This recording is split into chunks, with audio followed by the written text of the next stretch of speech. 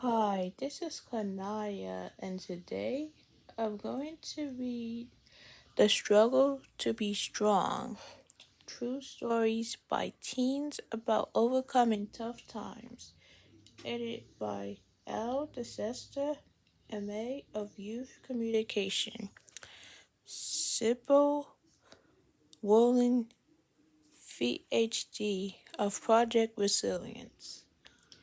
So you can get this book from Amazon and you can get this book from the library.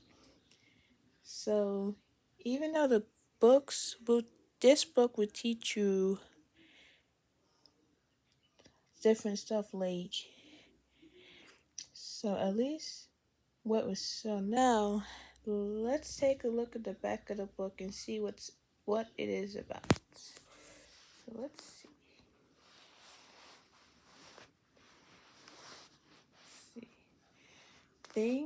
It says things always get better. Maybe not today, tomorrow, or even the next day, but they will. There's always a way out of no way out. Lenny Jones. The Struggle to Be Strong. True stories by teens about overcoming tough times. Lenny grew up being teased and picked on. Jamal lost his friends to marijuana. And Antigua dated a boy of another race despite her family's opposition. Yamanique was abandoned by her mother. Charlene raised her siblings because their mother was addicted to drugs. Craig was gay and worried about coming out. Mac's best friend died of AIDS. All of these teens had more than their shares of troubles, and all found the strength to face them, live through them, and move forward with courage, confidence, and hope. What's their secret? Resilience. And it's not a secret after all. Anyone can have it. You could have it. As you read the true stories in this book, you'll learn what resilience is and where it comes from. You'll discover that you are not alone in having problems, doubts, fears, and hard days. And you'll begin to find tools that can help you build the skills and the strength you need to win your own battles. Maybe your troubles aren't as bad as the ones you'll read about here. Maybe they're worse. Either way, this book may change your mind about a lot of things, like how much you can take and how strong you really are, and strong you really are. So Al DeStesta MA is an editor at Youth Communication, a New York-based nonprofit organization that teaches writing, journalism, and leadership skills to inner-city teens. Sybil Woolen, PhD, is a developmental psychologist and a co-director of Project Resilience, a private initiative based in Washington, D.C. Washington, D.C. Professionals to help youth and adults overcome hardships. So it says Free Spirit Publishing works for kids. So if you want to go to Free Spirit Publishing, you can go www.freespirit.com. So let's see. So now this book has a lot of information and it has questions in between based on a situation that you've gone through for your life. And so, or it could be anything like creativity or so let's open up the book and see what it says. So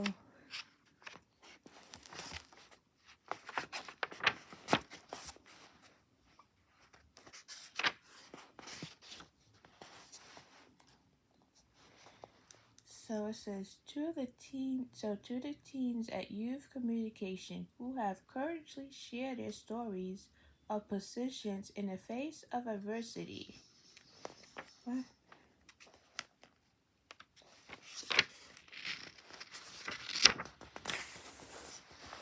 So let's see. So it says acknowledgments. This book would not exist without the hard work, talent, and courage of the young writers whose story gave it life. They are part of they are part of a much larger group of young people at Youth Communication who have written about their lives over the past 2 decades, while we were able to include only 30 of the more than 100 stories we considered for this book. We are moved and inspired by all of them.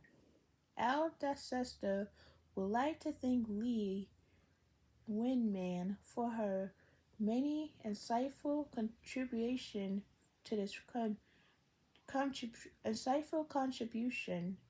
project. Sybil Wallen would like to thank Stephen Wallen for his love, help, and partnership in the study of resilience. Jessica Wallen and Benjamin Wallen for their sincere interest in their work and their intelligent advice. Paul Mahan for his sense of humor and wise counsel, and Jeffrey J. for his insights about suffering and healing. We would like to thank Keith Hefner, co-founder and executive director of Youth Communication, for his support, guidance, and ideas. Many foundations, corporations, and others support youth communications work to train teens to tell their stories. One anonymous donor and participant has supported our work to promote resilience. We deeply appreciate her support and insight. Over the past 2 years, the work that created the struggle to be strong was also supported by the Child Welfare Fund, the DeWitt Wallace Reader Digest Foundation, J.P. Morgan, the New York Community Trust, the New York Foundation, the Pinkerton Foundation, the Sheckerman Foundation, the WKBJ Partnership Foundation, the Ackman Family Feud, the Ultimate Foundation, the Annie Cassidy Foundation, the Stoucher and Charles Gottman Foundation, the Bay Foundation, Bozeman Music Group, the Booth Ferris Foundation, the Boyer Foundation, the Carla Forgiven, the Charles Henderson Foundation, Chase Manhattan Bank, Citibank, the Colin Higgins Foundation, Dress Barn, the Found for the City of New York, the Yip Harbrooks Foundation, the Hex Shagger Foundation for Children, the Henry Van American Foundation, the Kenworthy Swift Foundation, Keys Penn Energy, the Joseph E. Seagram and Sons Inc. Foundation, the Merchants and Traders Bank, Manhattan Borough President Ruth Messenger and Virginia Fields, the Metzger Prize Fund, Morgan Stanley, the Samuel L. Newhouse Foundation, the City of New York's Department of Youth and Community Development, the New York Times Company Foundation, the Open Society Institute, and the Paul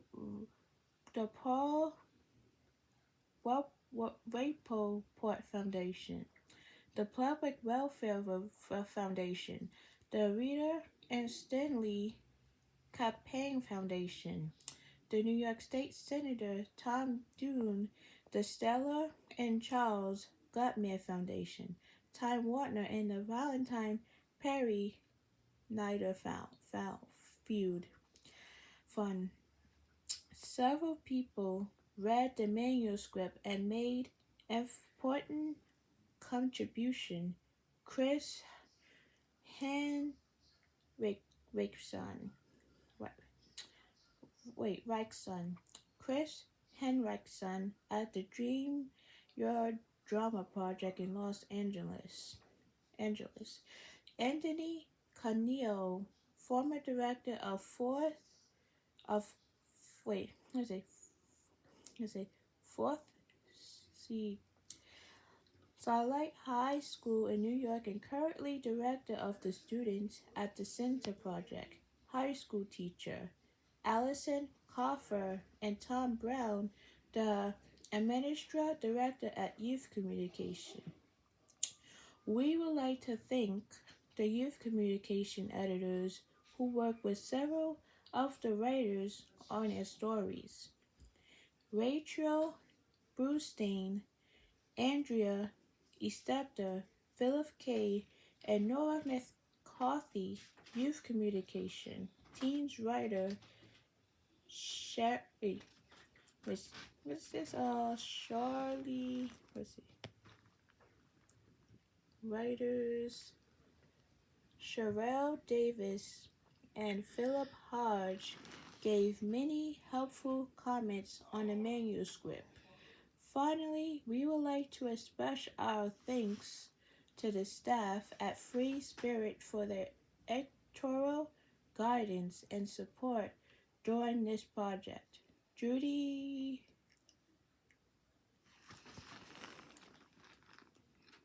where are you at? Judy, where? Judy Gel. Oh, Judy Galbraith. Julie Galbraith. And Marjorie Liskovsky. Lipscofs and freelance editor Bonnie Goldsmith. So there's a lot of people who help in the community to support. This is so many. This is a lot of people. You didn't have to read the acknowledgments. Okay. Would have just hopped on into the book. Yep. You want to know the acknowledgments? Yep. Go get the book. Yep. Yeah. So let's see. So these are the content. So a measure to you, introduction, the resilience. So let's see. Before we go on to the story, we want to see the contest.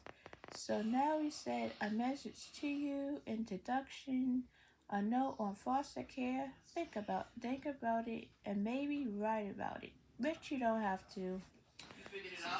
So leads the resilience, insight, asking tough questions, independence, being your own person, relationship, connecting people who matter, initiative, taking charge, creativity, using imagination. So let's see a lot of these. Let's see.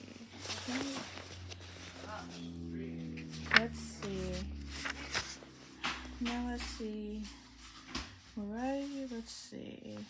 So now, let's see. So a message to you. Things will get better. I remember my guidance counselor telling me that while I was in his office, I had just gotten into a fight in the schoolyard with this kid who thought it was a good idea to smack me in the head and run myself. Ha! I showed him. I was about to get suspended. I thought to myself, things will get better. Yeah, right. After school, that same kid was waiting for me with a bunch of his friends. They beat me bloody, and no one tried to stop them. Things will never get better, I thought to myself, but you know what? Things always get better. Maybe not today, tomorrow, or even the next day, but they will, and that's what resilience is all about, regaining self. If I told you half the things I was able to bounce back from, you'll be mortified. You might even re examine your own problems and decide they're not as bad as you thought. I hope the stories in the struggle to be strong help you realize that there's always a way out of no way out. This story was written by Lenny Jones. So let's see. Introduction. A Way Out of No Way Out by Veronica Chambers. Where does it come from? Where does it come from? The ability to be. Where does it come from? The ability to be strong. How do you struggle to survive when it feels like you've been born in the wrong skin, the wrong body, the wrong family, the wrong neighborhood, or the wrong side of the tracks?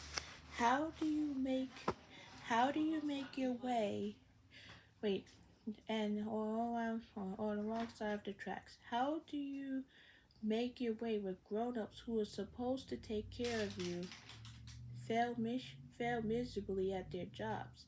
How do you try to move forward with your life when your parents, friends, or the kids at school don't know where you're coming from or what you have to deal with every day? So the teenage authors of The Struggle to Be Strong don't have all the answers, but they do a hell of a job wrestling with the questions. The wisdom they've gained is what makes this book so powerful, and what can help you face tough issues as you move towards adulthood. These 30 stories offer many lessons learned from Yamanique Simone's painful reckoning with her drug addicted mother, and I don't know what the word mommy means to and to Aqua to Aqua. Wait. Means to Antigua. Steed's aspiration of antiradical dating, and I'm black, he's Puerto Rican. So what? To Tamara's Boyer's story of becoming tight with a girl she's never thought she'll be proud to call sister, and she's my sister, not Foster. So these stories first appeared in two youth magazines in New York City called New York Connections and Foster Care Youth United. The young writers wrote their stories to the young writers wrote their stories to help teens like you with similar problems and stresses. No matter what your life is, no matter what your life is like, the stories can help you realize your own strength so you can face the future with greater confidence. As you read these stories, don't think these kids are different from you. That's because they're published in the book. They're somehow more special or together than you are. They've dealt with many of the same difficulties and challenges you've dealt with. And there's no shame in having problems. When you find ways to struggle through your challenges, you already more remarkable than you realize. Which teens nowadays they have similar problems that they had. So the very things, so the very things that seem to be ruining your life right now, like having trouble to control your anger, which many people, which many people does, having an alcoholic parent, being too shy to make friends, which some people are living in a foster home, maybe the very things that will give you strength to face and deal with the future obstacles. Obstacles as they come your way. So a person who keeps going despite hardships and setbacks, who learns positive, powerful lessons from these experiences, is a person with resilience. Resilience means inner strength. Since this is a book about resilience, in a way, it's a book for everyone because we all have the ability to bounce back from setbacks, disappointments, and loss. But this book was especially valuable to young people who have had more than their shares of troubles. I know because when I was 16, it seems like there was nowhere for me to go, but straight down the gutter. I had moved out of my mother's house because I didn't I didn't get along with my stepfather. This is not me telling the story. This is the person telling the story. So we just gotta watch out and see who's telling that story. Telling that story. Then, when I moved in with my father and my stepmother, the abuse just hit a whole new level.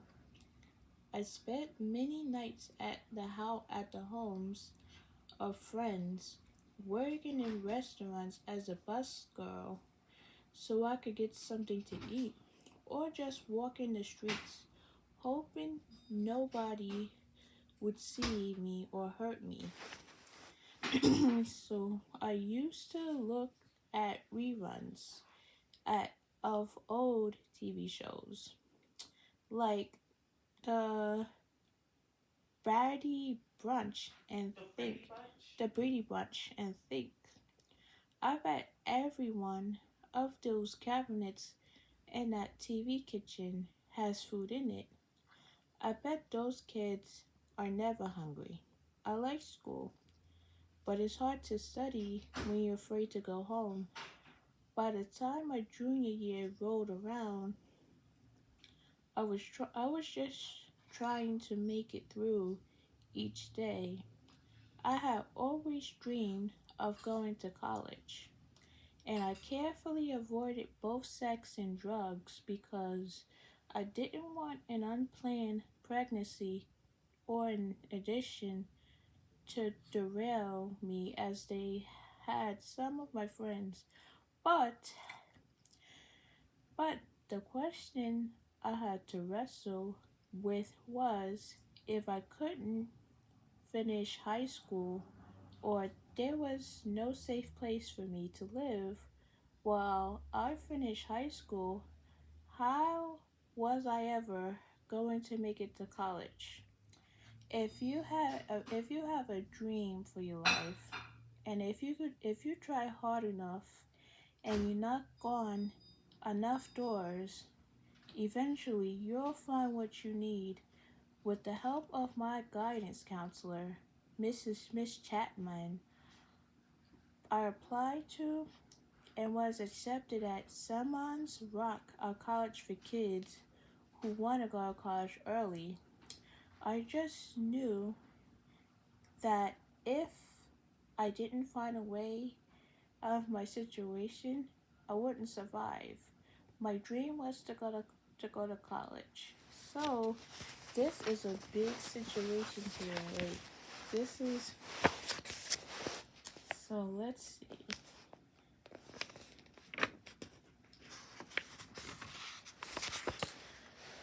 But the longer I stayed in an abusive household, the more I felt the dream slipping away from me. So I went to college early, and it saved my life. Without really being fully aware of it, I was taking initiative, forming relationship, forming without. I went to college early, and it saved my life. Without really being fully aware of it, I was taking initiative, forming relationship. We were forming a relationship and trying to become independent. That's what this. That's what the authors in this book, who are no different from you or me, have done in their life. They haven't always succeeded, and their problems haven't completely disappeared, but they have gained strength and growth through their efforts. I once read something I've never forgotten. Angela Davis, scholar and activist, was talking about the Black Power movements in the 1960s. Here's the gist of what she said. The thing we didn't understand back then The thing we didn't understand back then is that freedom is an inside job. I believe that with all my heart. freedom freedom is an inside job. It may take you years to change your outside world and realize your dreams, but it's within your power to change your heart and your mind. You might not think you have the power to change whatever in your life is causing you pain, but these teenage writers provide some valuable clues about how to begin tapping into that power.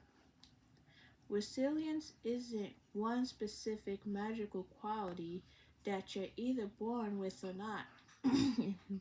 There are many kinds of resilience, and all of them can become part of you. This book is about 7 kinds of resilience. Identified the symbol, Walling, co-editor, The Struggle to Be Strong, and Stephen Wallen. Together, the Wallens founded Project Resilience to conduct research and provide training in resilience. Learning about these resilience can help you think about ways you struggle to be strong. Each suggests actions you can take to survive, grow, and learn from the difficulties in your life. The 7 resilience the Walfens identify are insight or asking tough questions, independence or being your own person, relationships or connecting with people who matter, like who cares, initiative, taking charge, creativity or using imagination, humor or finding what's funny, morality or doing the right thing, or doing the right thing.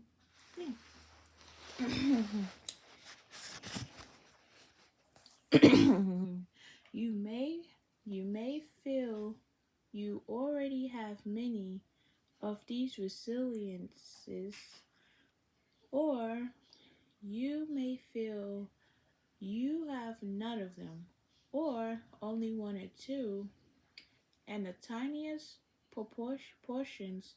Don't worry, it's not how often you act in these ways that counts. Rather, it's your willingness to build on what you've got. You can learn to recognize You can learn to recognize what your strengths are and use them for what they're worth. So, this book isn't called a Trifant Stories of Teenagers with Unbelievable Will and Might. It's called it's called The Struggle to Be Strong, and the key word here is struggle. Struggle means making an effort to be strong. You have the power to walk out your anger, as Tamara Boyer did. You have the power to step in and be an example to your brothers and sisters when your parents are behaving irresponsibility, as Charlene Johnson did. You have the power to befriend someone living with age, as Max Moran did. If every day you do one little thing to make your life better, then guess what? You win. Because if you make that effort every day, your life will change. As teen writer Lenny Jones puts it, if I told you half of the things I was able to bounce back from, you'll be mortified. Still, Lenny insists, but you know what? Things always get better.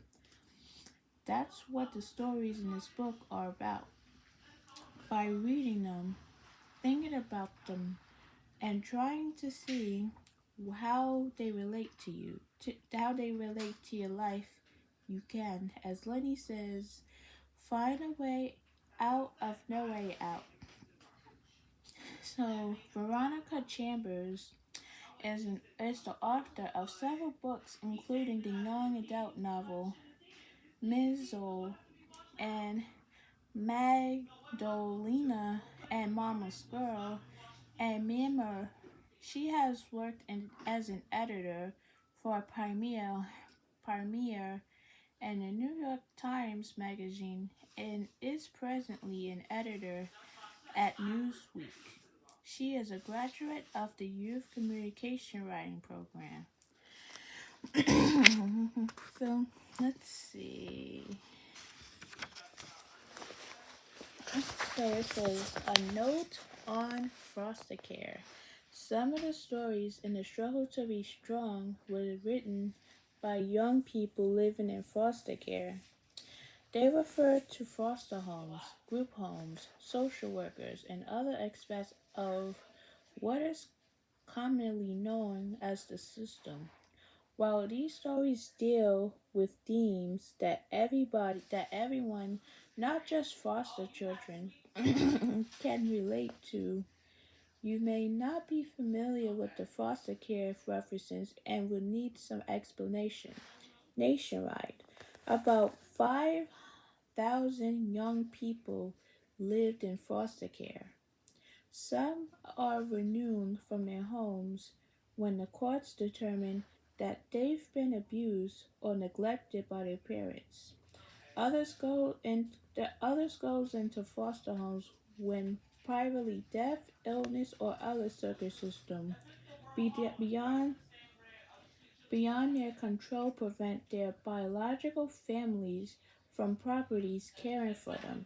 Some older children go into foster care while their families feel they can no longer that whilst their families feel they can no longer supervise them. Once a child goes into the system he or she lives in one of these settings, when a foster family with a child doesn't know the family, when kinship foster family, where a child is related to the foster family, or in a group home, a residence mainly for older foster cares. Some young people end up being adopted out of the foster care system, but many others spend months or even years in foster care. These teens often lack stability in their lives and have no real sense of home. So think about it or maybe write about it. At the end of each story, you'll find a couple of questions under the heading. Think about it. These are to help you reflect on what you read and find parallels between your experience and the writers. Take a few moments to read them over. There is no need to write anything.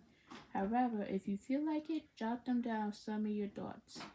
You don't have to write a lot. A few sentences can help you clarify your reactions on what you read.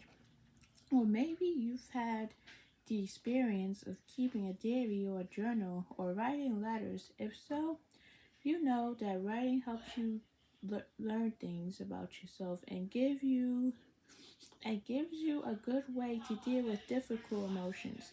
Put feelings on paper can help you gain more control over them. Terry A. DaCosta has written a story called How Writing Helps Me, page 112. Here's how she describes the importance of writing. So here's how she described the importance of writing. I remember one day I was really depressed. I wrote about how I felt and what made me feel that way. Then I read them over because I've written. That helped me feel a lot better because when I read it, I couldn't believe I was capable of having those harmful, dangerous thoughts and feelings about myself. Writing helped me when when I was going through difficult times with my family, when they didn't or couldn't understand me, or when they didn't understand why I would cry for no reason. Writing helped me when I needed someone to talk to. Writing is like both my friends and my family because it's always there for me when I need it. So Lenny Jones, author of My Hair is Blue, but I'm not a freak. Page 126 has this to say about writing. I realized there was always something going on in my life that I could write about from my own point of view. I could tell I could tell the story I wanted to tell, and no one could tell me if I was right or wrong. I started to see writing as a really fun way of expressing myself and what I felt inside. You certainly don't need to write answers to the questions under think about it. Just thinking about the question is enough. But if you feel the urge to do so, writing your response may deepen your enjoyment and understanding of this book. Note: many stories and a struggle to be strong include slang or possibly unfamiliar words.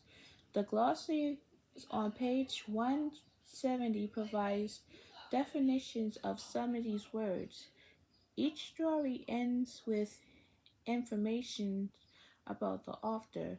In some cases, we've lost contact with the writers when possible. However, we've briefly described where the author is now and what he or she is doing. The resilience. So, insight. So let's see. Insight. Asking tough questions. Insight is about asking tough questions and giving honest answers about yourself and the difficult situations you find yourself in. The opposite of insight is avoiding a painful truth. Insight is hard because the urge to blame others for your troubles instead of looking honestly at your own role is powerful. Insight helps you see. Insight helps you to see things as they really are, not as you wish they would be.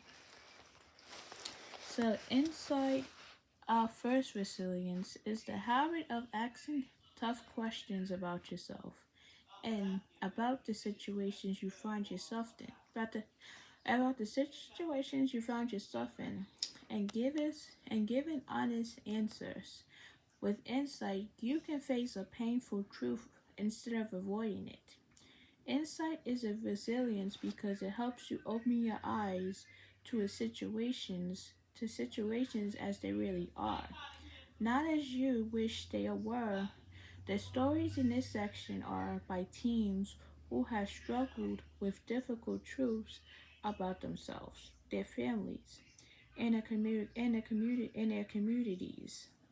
You'll see them examine their own actions, face problems, and risk being hurt.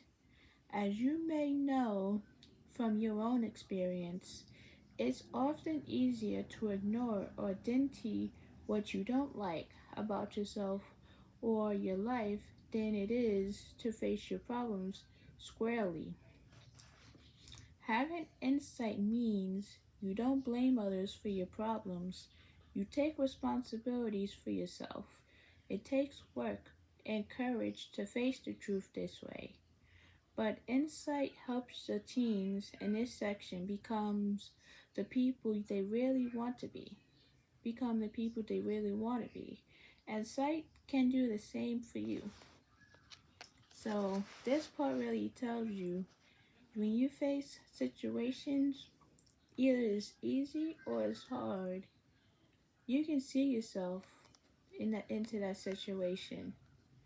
So we don't blame others for our problems. So we don't blame people for your problems or blame people for stuff they didn't do. You take responsibility or take action, or so at least that's what it is. If you face, it's about when you face problems. So at least I'll give you a little example there. So let's see. So it says, I don't know what the word mommy means. If you looked at any of my baby pictures, you would see a little girl who seemed happy, loved, and cared for. You think this little girl would never go through any pain. You probably also think that her mother was a proud and strong Hispanic woman who took care of her three daughters. But the hardcore truth is, my mother didn't take care of us. She couldn't cope with herself, let alone three daughters. For a while, when people ask me why I live with my aunt, I would say my mother died when I was 3, but the real truth is she left me and my sisters and gave us to my aunt to raise. When I was 4, I used to watch TV and see mothers truck their children in and read them a bedtime story. I asked my aunt and uncle why they never did these things. So even though when it says on the left, but the hardcore truth is my mother didn't take care of us. She couldn't cope with herself, let alone 3 daughters. So they only told me they told me only why they told me only white people did them. Then one day I told my uncle that my best friend's mother tucked her in and read her a story. He told me your friend's mother is trying to be white.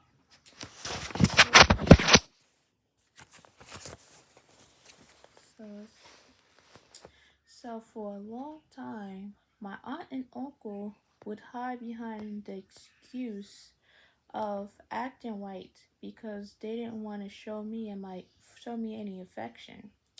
For a long time, I wanted to be white because everything I saw and asked about, I always get the same answer. Always got the same answer. They were either white or trying to be white? I don't know. Trying to be white? Let's see. Let's see what this is. Let me see what they mean by that. So let's see. Let's see. Because I don't, so be white. So let's see, be white meaning.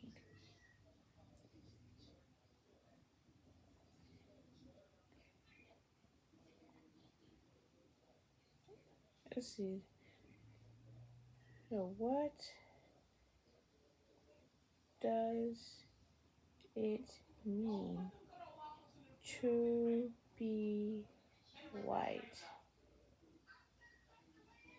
So what does it mean to be white? So let's see what this is.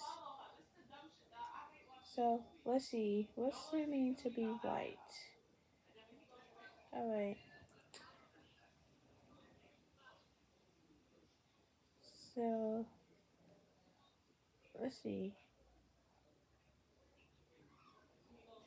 So it says, what does it mean to be white? So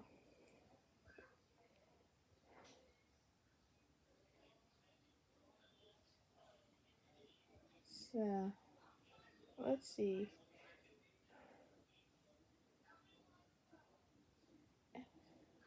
Even though it says, what does it to be white?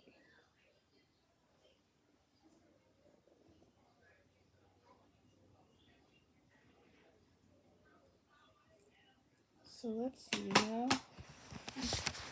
So let's see.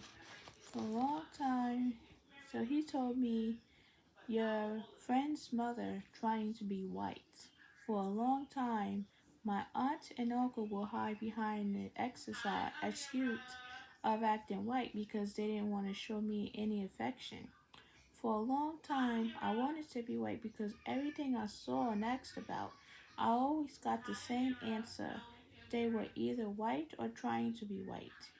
I used to listen to rock and roll, and when I was younger, I couldn't really dance that well. My family used to make fun of me and call me white girl. That was just another example how my aunt and uncle never showed me love.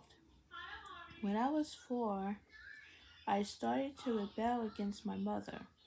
I always was a child who would look at a problem and not only looked at it but also speak out on it. Instead of trying to ignore it, my sister used to say, when I see mommy, I'm gonna tell her to get herself together. So when mommy came around to visit my but when mommy came around to visit at my aunt's, they will forget all about it. Listen. So my sisters would tell her mother how much they really miss her or yourself together. I wish you would stop using drugs. My mother just told me my mouth would get me in trouble. She told me that just letting it be. I had to teach myself not to settle for less. My family hated the fact that I spoke out. They hated the fact that I knew what was going on, and I always questioned things when no one else did. For example, I also asked my mother, how come you had us when you weren't going to take care of us? My mother would look at me, cry, and walk away, or she'd say, as always, your mouth is getting you in your mouth is going to get you in trouble. I hated when my mother came around, period. It wasn't bad enough that we didn't live with her or that she knew we were getting abused but didn't do anything to help us. She acted like her life was more important than ours.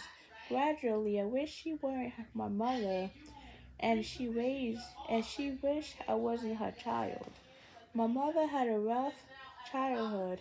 Her own mother would rather gamble than put food on the table. And my grandmother's mother gave my grandmother up. So really, no one in the family had a good mother or was a good mother. They all wanted to show their mothers how to be mothers by having children at a young age.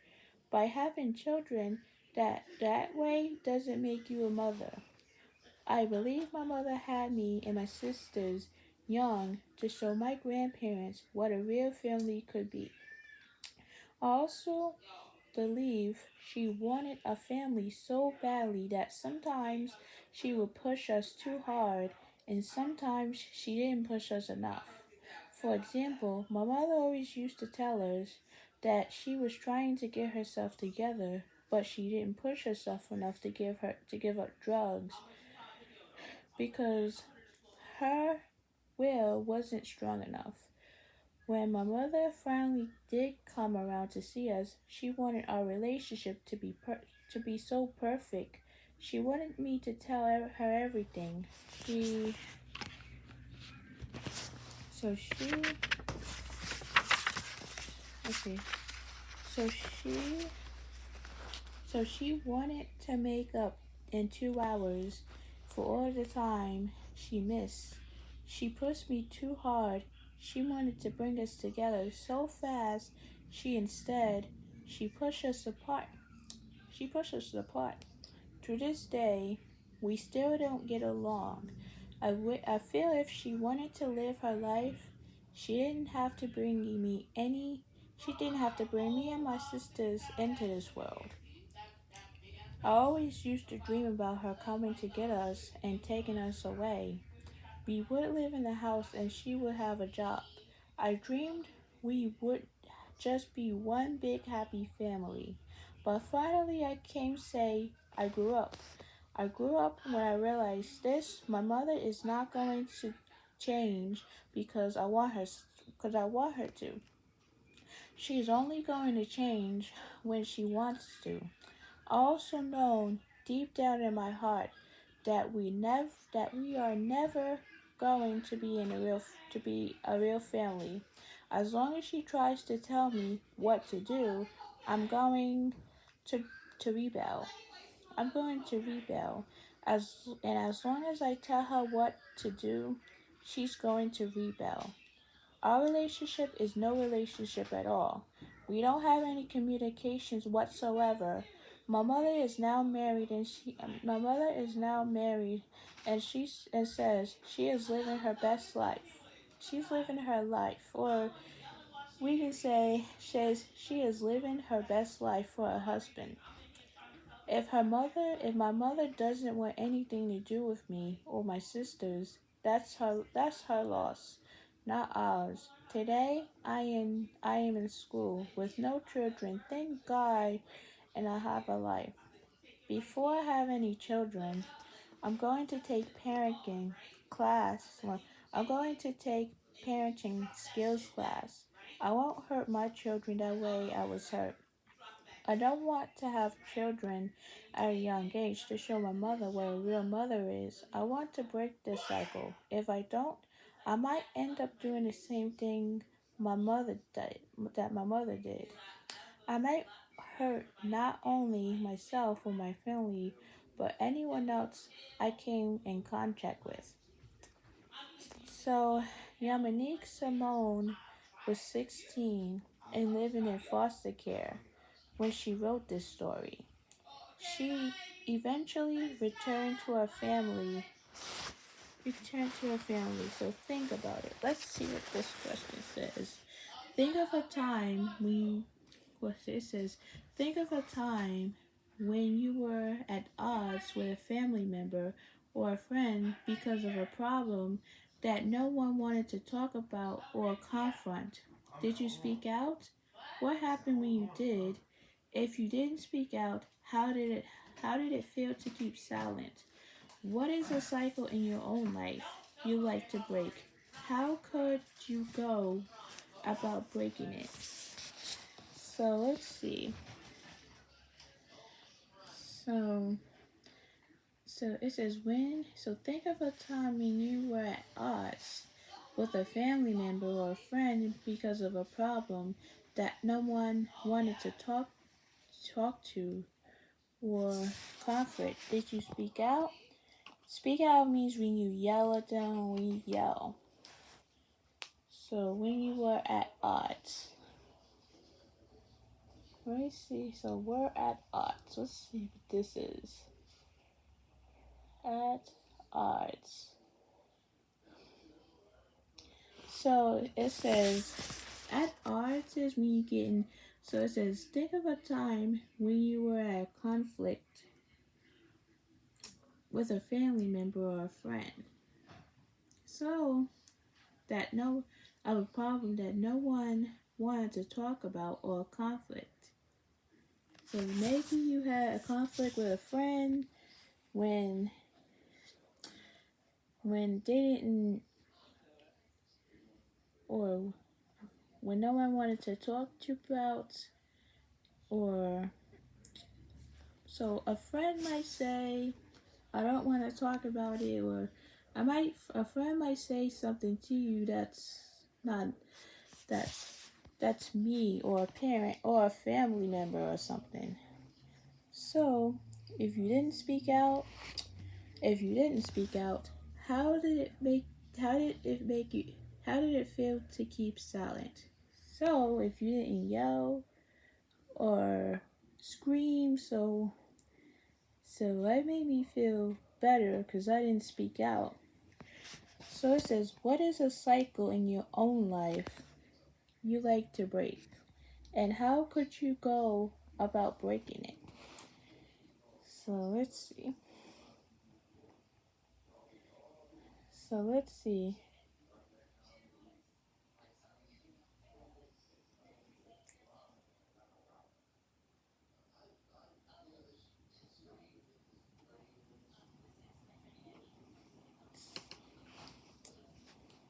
Let's see.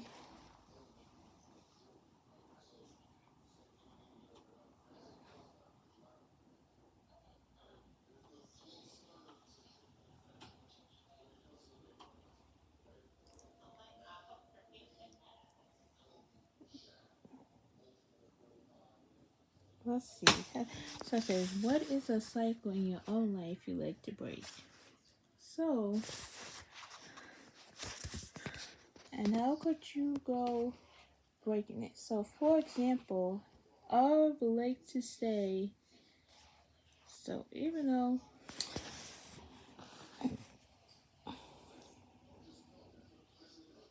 let's see if I can try and make this easier. So let's see, life cycle.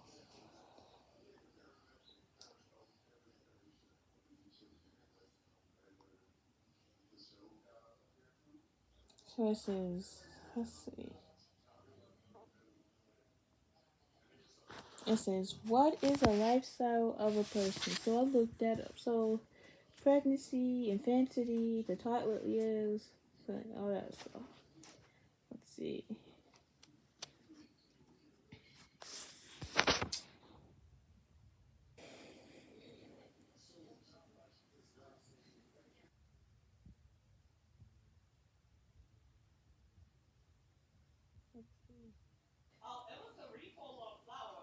So let's see examples. so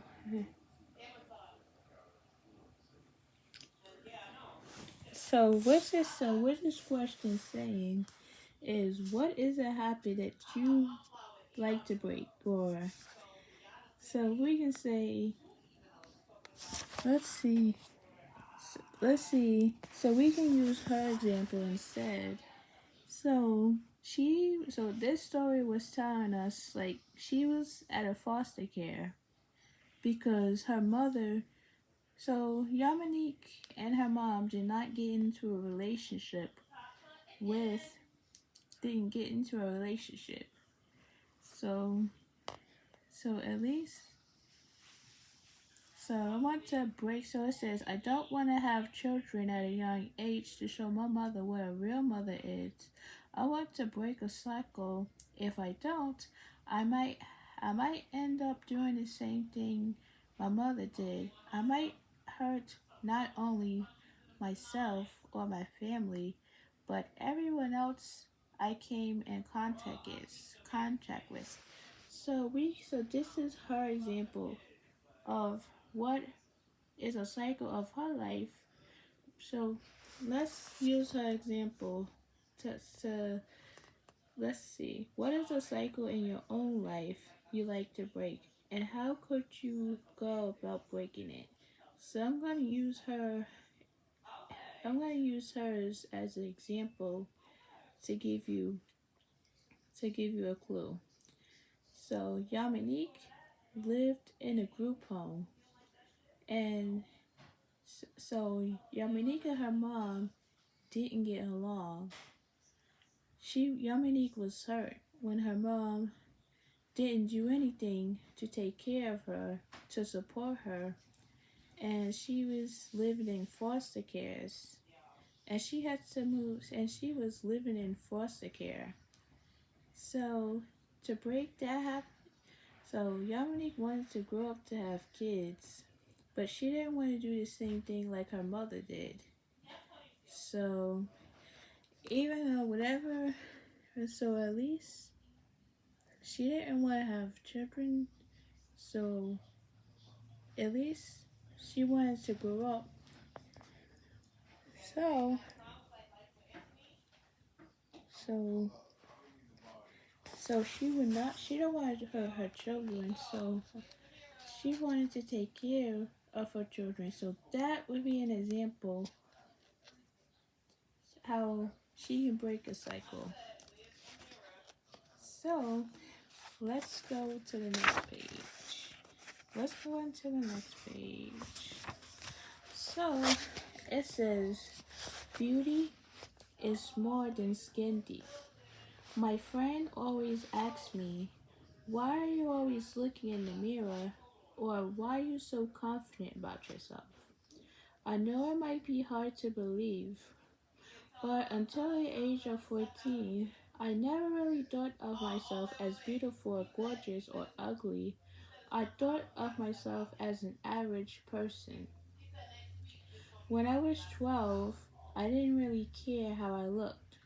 I was short, skinny girl with a couple of ponytails because my grandmother used to do my hair all the time and thousands of bumps on my face. In my 6th grade class, this boys used to call me Bumpy Road or Mountain. Yeah, it used to get to me. In fact, it got to me so much that I knocked him right out of his chair. I knew that was mean, but he was being mean to me. And guess what? He saw me recently, and now he wants me to know when I was going to be his girl. Please, I wouldn't give him the time of day. I wouldn't give him the time of day because he hasn't changed. That's the same. That's the similar story from the last problem that we read. Her mother didn't change.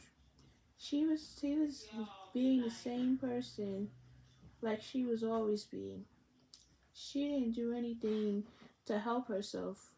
She didn't do anything to help herself or really change much. She was just living her best life. That was sad. But I certainly have. During the summer, when I turned 14, I began recognizing my beauty a little more. I started taking care of my face, not only by washing it 50 times a day, but also by cutting back on chocolate and going to the skin doctor for my ink. Of course, boys started to notice me. I've always had a perfect shape and never had a problem with my weight. Also changed the way I dressed. I started to show off my figure by wearing skirts and jeans that really fit. I started doing my hair too. I can't really remember how I did it, but my grandmother used to say, "Girl, you come up with the weirdest hairstyles, just like your mother when she was little." That was the best summer of my life because I was getting mad compliments from the cutest boys. Whenever they complimented me, I used to say, I know I look good, didn't I?" I became stuck up because I was getting compliments like crazy and I wasn't used to this kind of attention. Before I turned 14, I don't think anybody ever noticed me. But now that I now that I had blossomed like a flower, I wanted the whole world to know. You could say I got gas because every time I passed a car window, I stared at my reflections and sang to myself that I was the most beautiful thing in the world. When I was younger, I never looked in mirrors because I didn't look like what I saw, meaning a face full of pimples. Now mirrors became my life before. I never like having any pictures taken. I used to try to hide in the back, but my friends always wanted me in the front because I was the smallest. Now I began to love having people taking pictures of me. I got so bad that my attitude got worse. Holy mackerel. But only towards boys. I used to tell them, I'm too pretty to be with you. But she told the boys that she couldn't do it. So I remember one day about 2 years ago, I went to my friend to her boys to her boyfriend's house. Let's see. To her boyfriend's house. So there was a boy there who wanted to meet me, and he was not what I expected. In fact, I thought he was ugly. He had beady eyes and big lips. He sort of scared me. The first time I looked at him, I yelled, "No," really loud. Then I turned to my friend and yelled, "He's so ugly. What's wrong with you? What's wrong with you? Why did you try to play me and hook me up with this thing?" I thought I looked so good I couldn't stand to be around anyone ugly. So after he heard that, he left. I says, even though after he heard that he left. He left. I guess he was mad. Then my friend's boyfriend said I was wrong. I said, "I can't help it if your friend is ugly. You know you shouldn't hang out with ugly people because they make you look bad." After that, a friend picked me up after and I left. Another time, a boy tries to talk to me when my friends and I were coming from a party. And when I ran home, I ran from him because I didn't like the shape of his head. His head was little on a big body. He looked like a cartoon and he had scars and pimples all over his face. My friends never forgot that. They teased me about it to this day. Let's see. So, even though I used to tell boys to their face that they were ugly and that I looked too good to be with them. So, and they would just stand there and took what I said. None of them ever cursed me out or raised their hands to me. So, so even though the boys came, they they they want to get love in this girl, but they told them she was too pretty to be with them. So none of them ever cursed me out or raised their hands to me. But then one day, when I was about 15, a boy named Rick turned my whole a boy named Rick told my whole attitude around. Rick and I were sitting in the park and we were arguing. He was never my man, but we were friends leading to that. We had met at a party, but his friends liked me. But his friend liked me. I got mad at something and I can't quite remember. And I said to Rick, I'm too pretty to be with you or your friend. Rick said, You're right, but with that attitude, you'll be by yourself. Oh, wow. So at least Rick is not that nice neither. Holy mackerel. You could be as pretty as you want to be to a boy, but if you have a bad attitude, they won't want anything to do with you. They would do nothing but use you. And then he walked away. See, this is why depends on your attitude. Depends on your attitude and the choices. That's why he said depends on your attitude and the choices that you make. So right then and there, I wanted to run up to him and curse him out because I couldn't believe what he had said to me. I was furious. I was so furious that I couldn't wait until I got home so I can call him to curse him out. But when I got home, I was too mad to do it. And besides, I knew he was going to call me to apologize, but I was wrong. Rick never called me back. I thought about what Rick said and about all the times I've told the boys I was too pretty for them, and I started to realize I had let my looks take over my inner person. I didn't remember how I used to take over I used to be. My stuck up attitude had become my whole personality. So she was saying she didn't want to be with the boys. She think the boys wasn't too cute. So I told myself I was going to change. Changing wasn't easy because there wasn't still times I wanted to tell a boy I was too pretty for him, but I made myself hold back. The reason why Rick had such a big impact on me because he was the first and only boy who wouldn't let me talk to him like that. He stood up to me, and I'm glad he did before my attitude got worse. For a while, I lost my friendship with Rick. A little later down, a little lady, a little later on down the line, we started being friends again, but we've never discussed what happened between us. Even now, I still look in the mirror for hours, and I look into I look into the car window, checking on my reflection. There's nothing wrong with that. You don't have to be stuck up just because you admire yourself.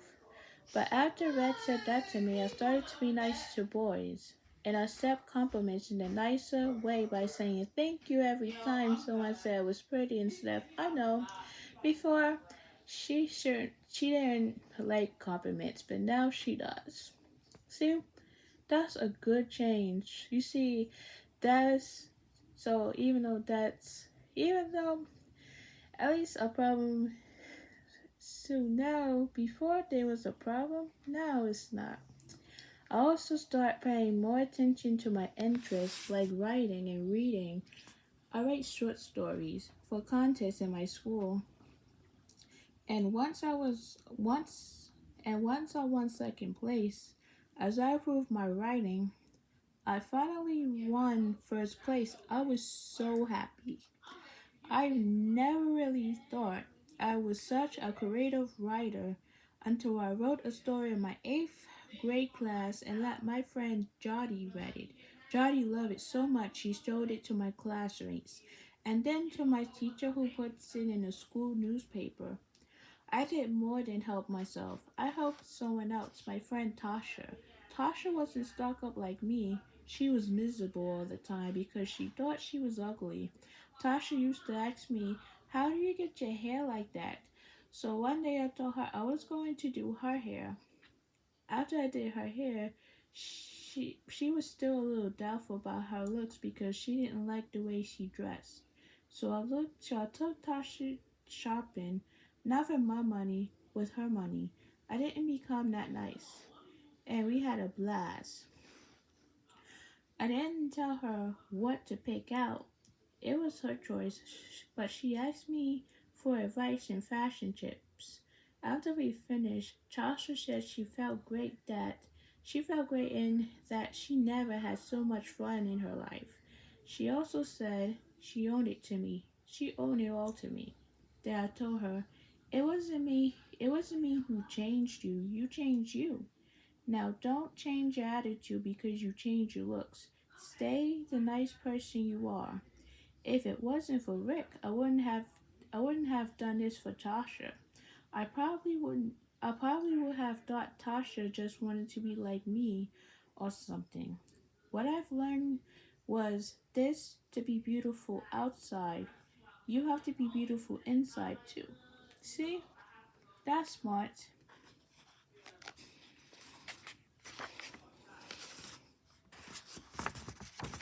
So,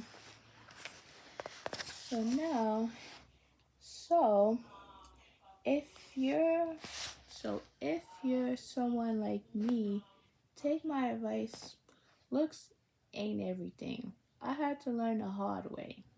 But if you're someone who isn't hung up on your looks, don't change your attitude. Danielle Wilson was 16 when she wrote this story. She recently graduated from high school. So think about it. Think of a time when someone told you something about yourself that was true, but that you didn't want to hear. Did you get angry and dismiss what you were told, or did you listen instead and take steps to change?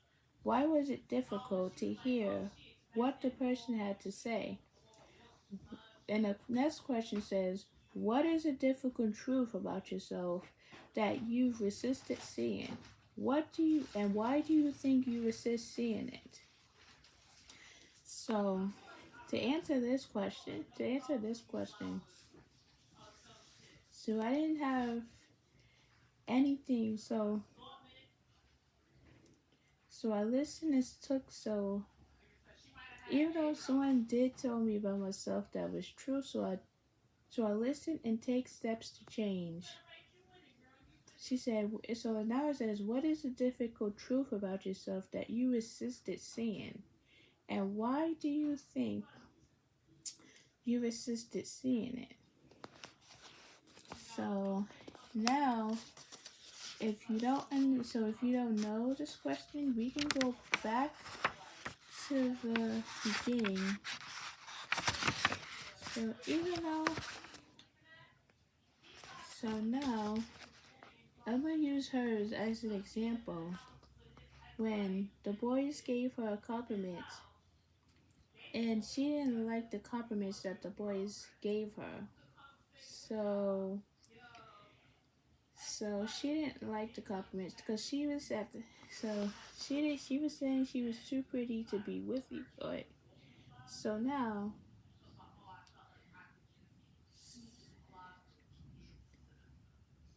so it's just questions.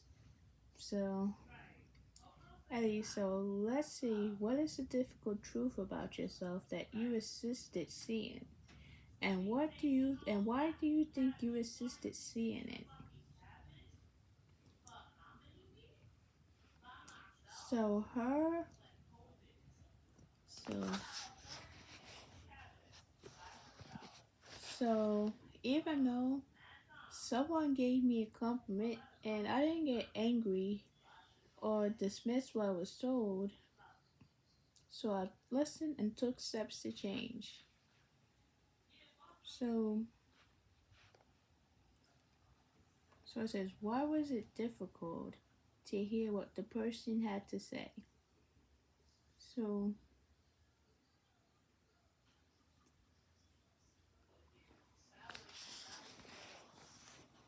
let's see.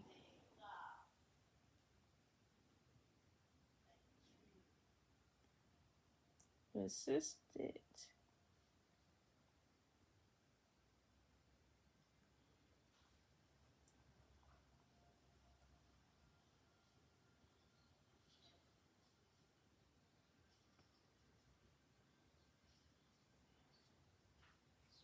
So at least, so now,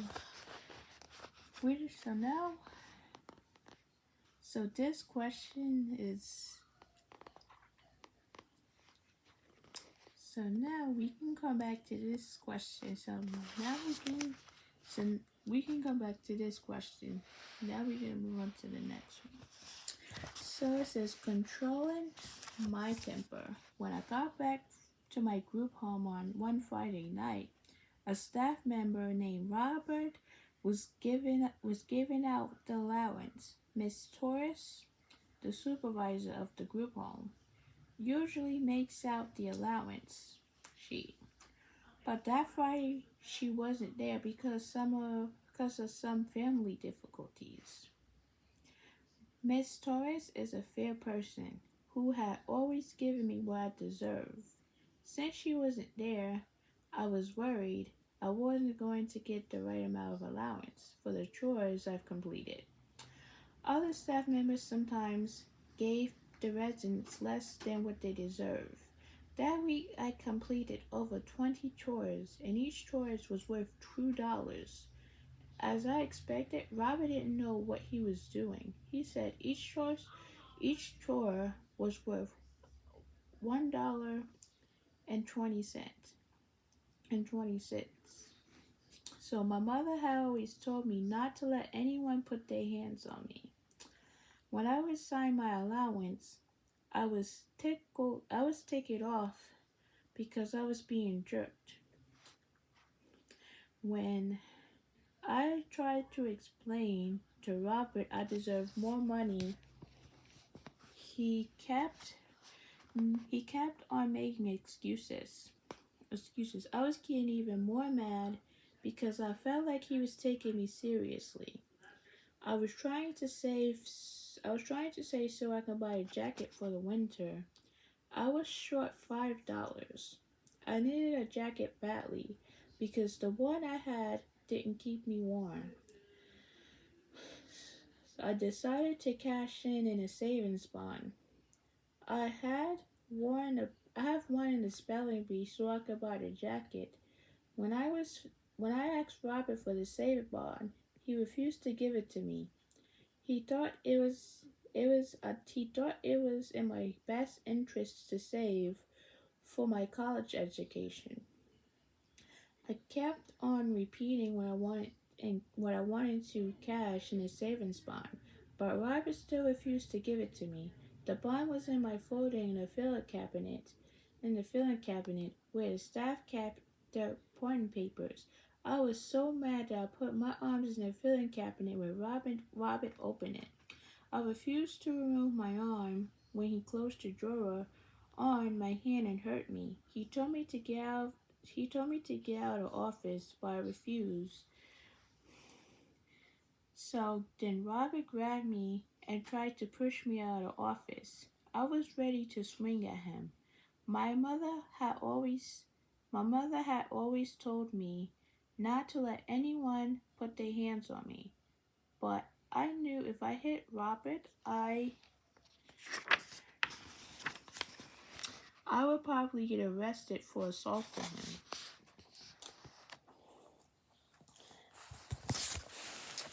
The police would never believe it was self-defense. The supervisor on duty had gone out of the house while this incident was taking place. When I came back and heard me using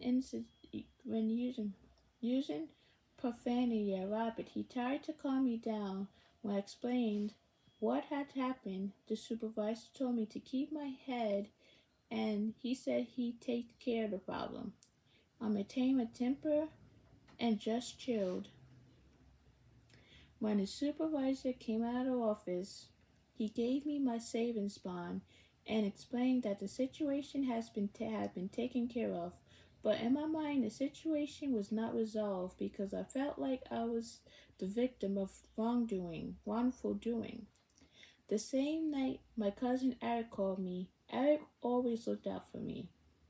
When I explained to him what had happened, he got so mad he was about to jump in the car and drive down to see Robert. I told him not to calm down because Robert had gone off duty at 6 and he'd been wasting his time. And he'd be wasting his time. When Eric came to the group home a few weeks later to drive me home for Christmas vacation, he wanted to see Robert. I tried to convince him to forget about it, but my cousin still wanted to see him. Robert was in the office talking on the phone. Eric walked in and introduced himself. Robert did the same. My cousin started asking him about how the problem started. So, so Robert closed the office door. I got scared because I didn't want to see my cousin get himself in trouble. I was scared Eric would punch Robert in the face. I knew my cousin sometimes had a temper. I listened for the door. I was relieved when I heard them talking, not fighting. When Eric came to the office, he said goodbye to Robert and we left. When we got in the car, Eric told me everything was taken care of. He told Robert never to put his hands on me again, and that if he had a problem with me, to call me, and he would take care of everything. See, Robert is supporting me. Eric is supportive. So, I've gotten very angry when Robert refused to give me my savings bond. But I should have handled myself better. I knew Miss Torres was coming in on Sunday. I should have.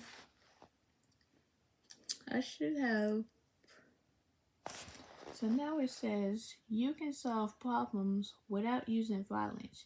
You have to be smart and willing to work things out. So this is, I had gotten very angry when Robert refused to give me my savings bond, but I should have handled myself better. I knew Mrs. Torres was coming in on Sunday. I should have been patient and waited for her to handle the dispute if I had to do over. I would never have gone inside the office and been disrespectful to Robert. When I get mad now, I isolate myself from everybody until I calm down. But I also feel Robert was more at fault than I was. He tried to hurt me by closing a file cabinet in my hand. Robert is a staff member and I'm a minor in foster care. He should have handled the situation a better way by calling Miss Torres and asking her if I should give my savings bond. Looking back, in a way, I'm sorry I cashed it, but it was also my right to cash it if I wanted to. The way my cousin Eric handled the situation had a very big impact on me. When I used to get mad, I never talked about my problem with the person I was mad at. I held it inside until I exploded. Hearing how my cousin talked it out with Robert showed me how to express myself better and say what's on my mind. You can solve problems without using violence. You can solve problems without using violence. You have to be smart and willing to work things out. The first thing I would try in the future is to talk. I still get angry, but since the incident with Robert, I have calmed down a little. I don't get mad as fast as I used to. I still have a problem controlling my temper, but I try my best to avoid a situation when I know I'm going to get mad. To anybody who ends up in a situation like this, to anyone who ends in a situation like this, please think before you react. You might do something you want later. You might do something you will later regret. If you get mad, talk to someone. Also, if you get mad, talk to someone. Also, get out of the house and go for a walk. When I get mad now, I isolate myself from everybody until I'm calmed down. So Christopher E. Bogle was 17 when he wrote this story. Later, he attended a Long Island university for 2 years as a political science sociologically major. He then went on to graduate from Marine Corps basic training. Christopher is also the author of Learning to Forgive, page 81.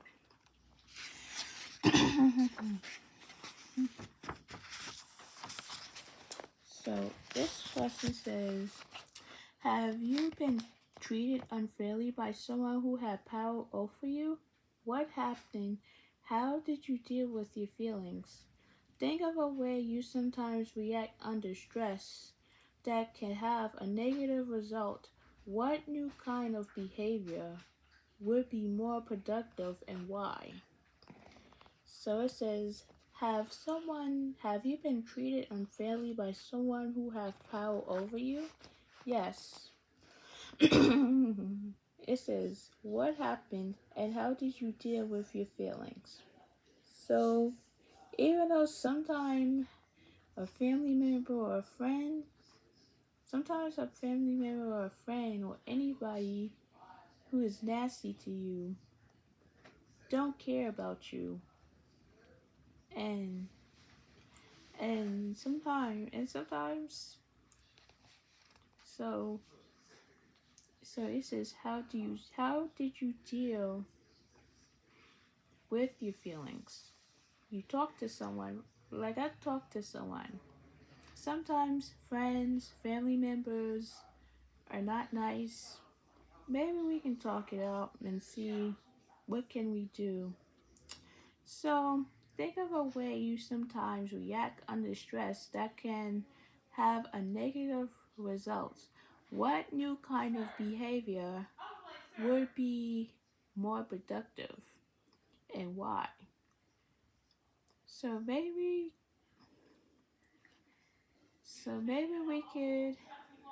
we can so maybe we can exercise because that'll help you feel better. So, or maybe go for a walk to help relieve stress or whatever.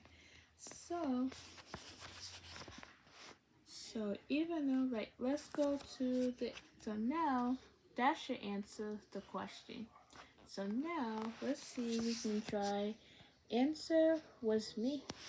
After a year ago, I thought I was losing my mind. The girl I loved decided to break off with me.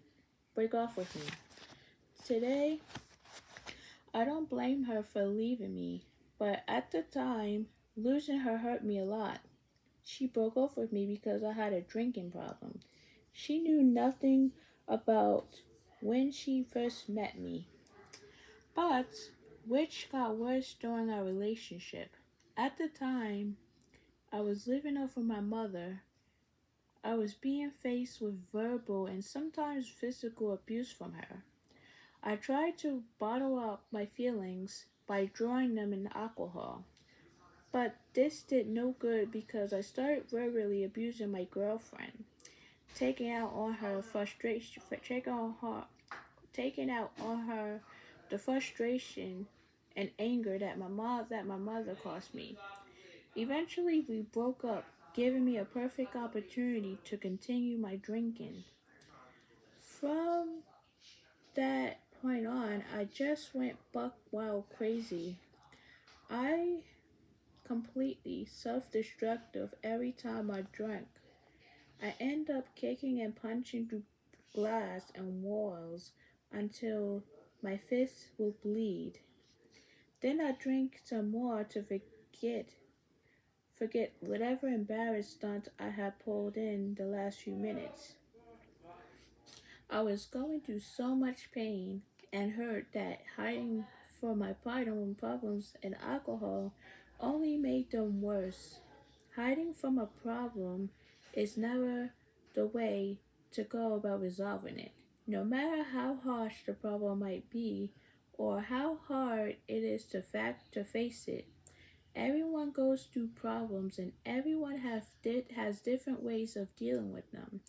Reading a book, lifting weights, reading a book, lifting weights, watching television, or staying away from others. Now, what if I told you that these activities may not be the proper way of dealing with your problems? That watching TV or lifting weights can be as bad as drinking.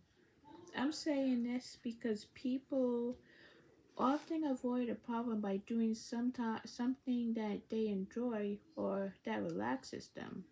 So they can get their minds off what's bothering them. I know because that's exactly what I was doing. When I saw what up the pro- when I saw what up the problem was right there.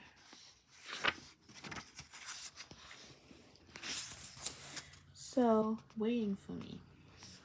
The fact that I was no longer with my girl only hurt more because I didn't want to deal with it.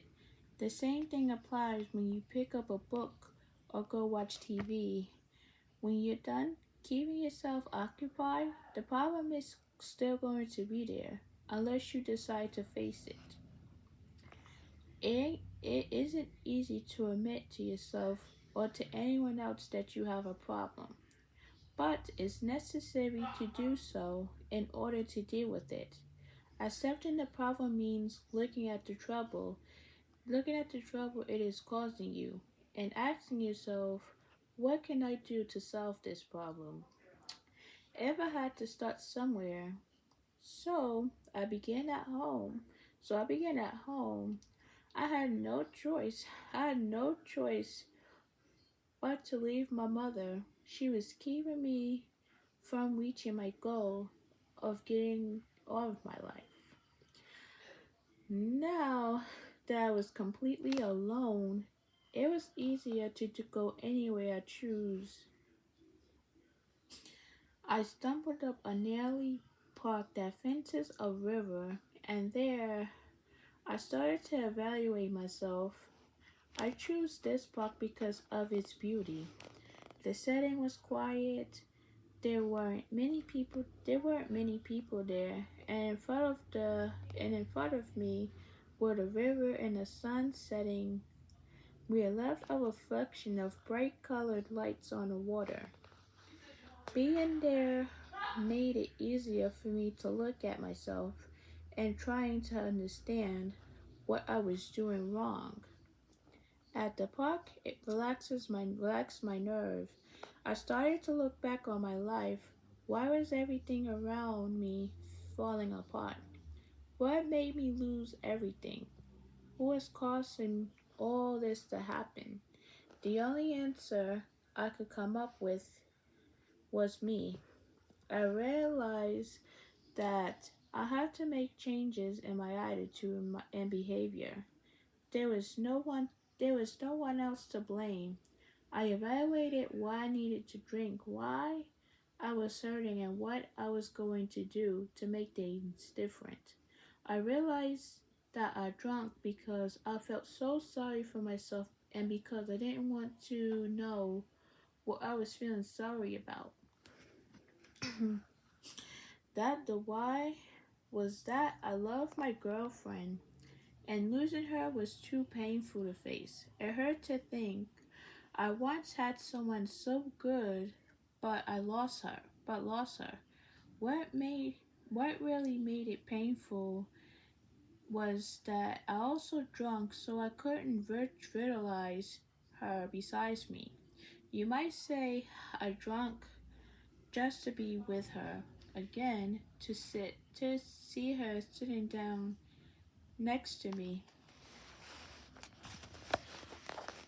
So I also realized that now I was putting the weight of my problems totally on my own shoulders, which is why I had to take the next step.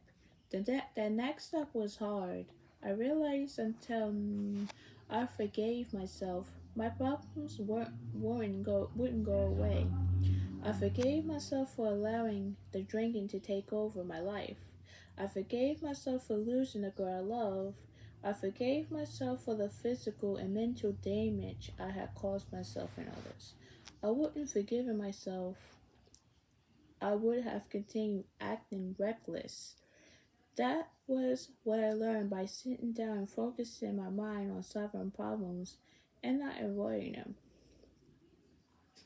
Whatever it is you are going through, don't avoid your problems.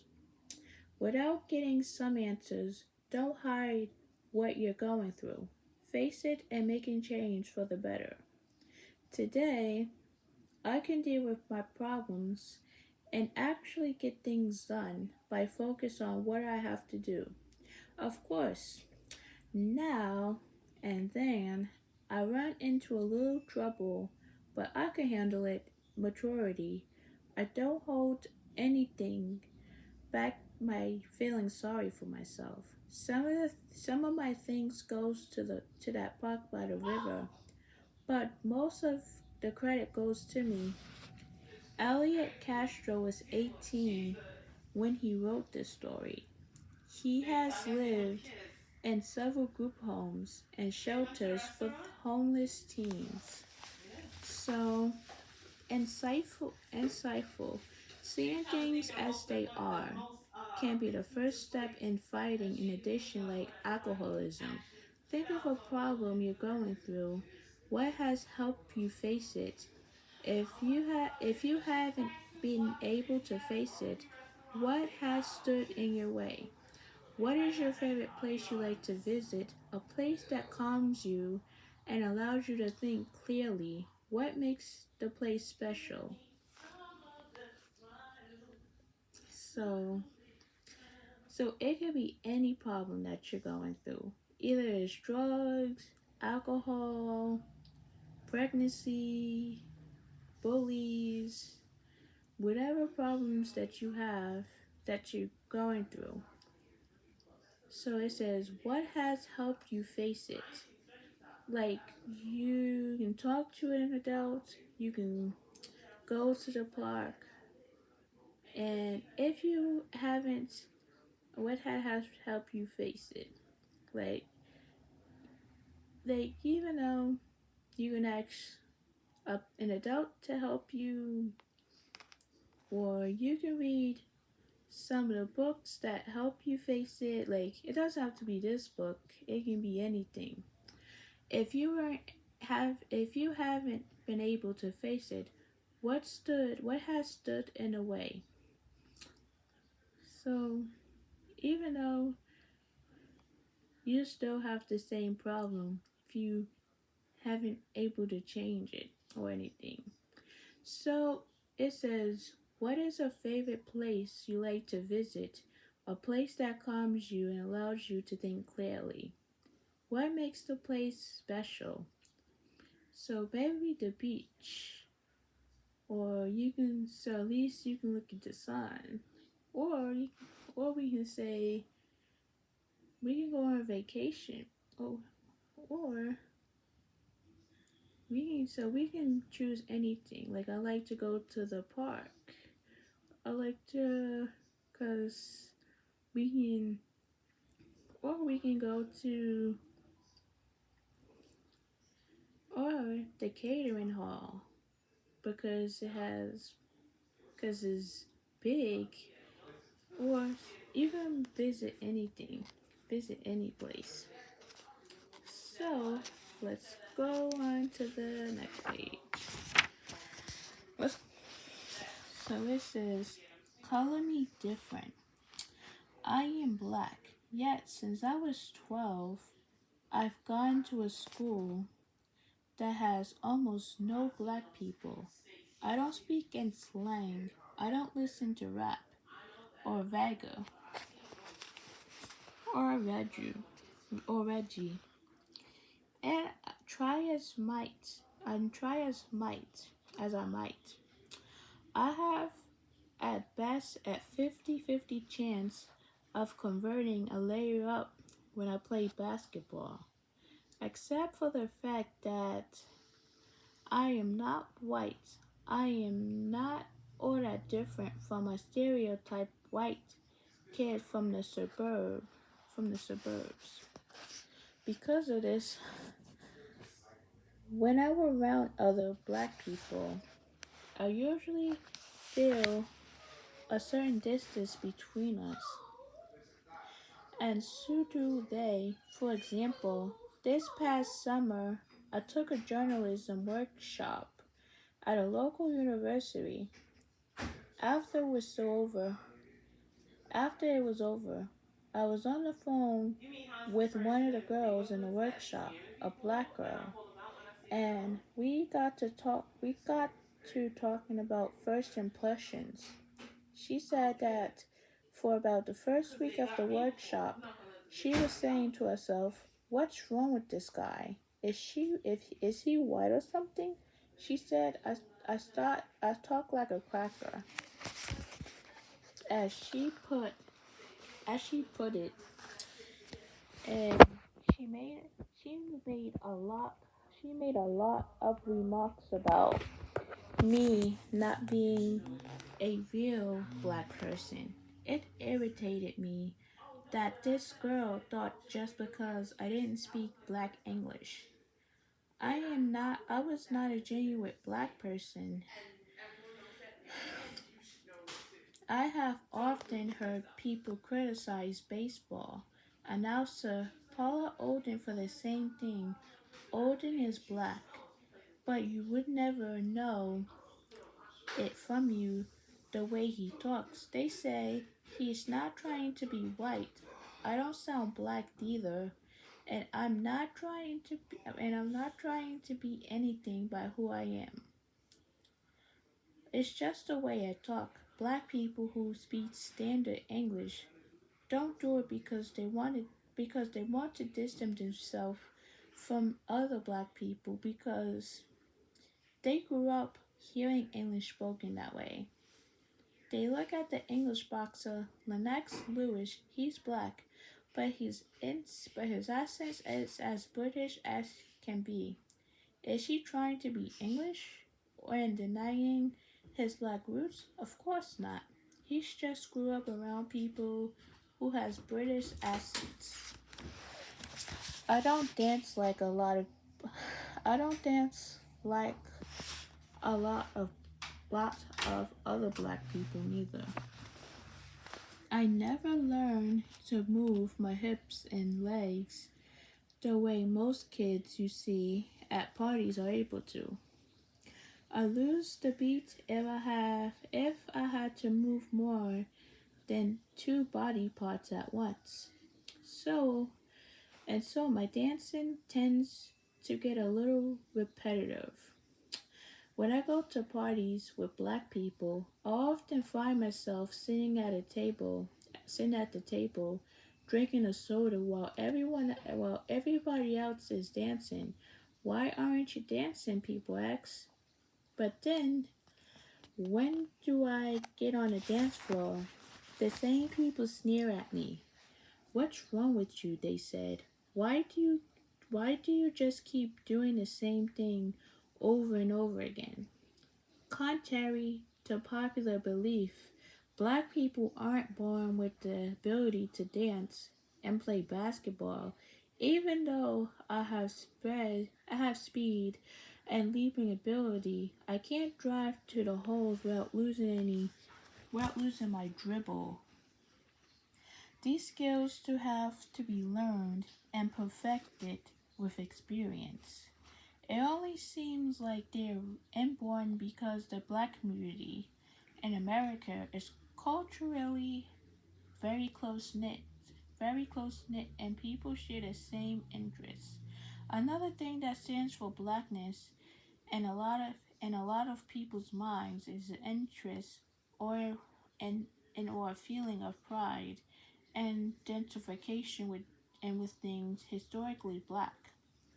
I collected baseball cards until I was 15. I had a lot of and I had a pretty substantial collection for a kid. At least I thought I did. One afternoon, my cousins came over to my house and were looking at my baseball cards. Do you have any Jackie Robinson cards? One of them asked. Of course not, I answered. They were not pleased with that response.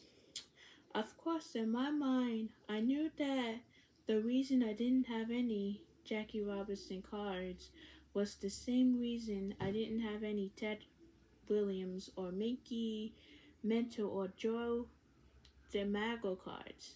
I just didn't have the money for Jackie Robinson.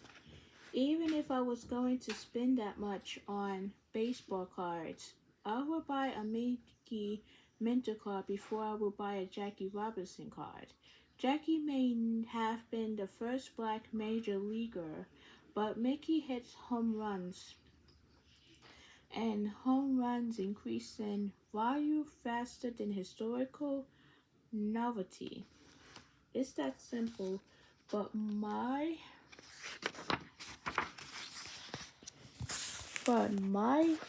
contains through the reason I didn't have any Jackie Robinson cards was because I didn't like black players as much as white players.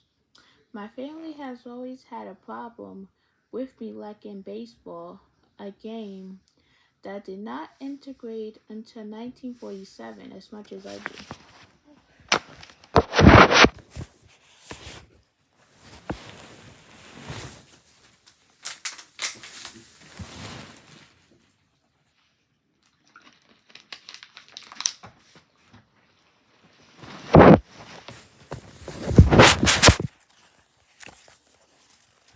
So it says, as much as I do,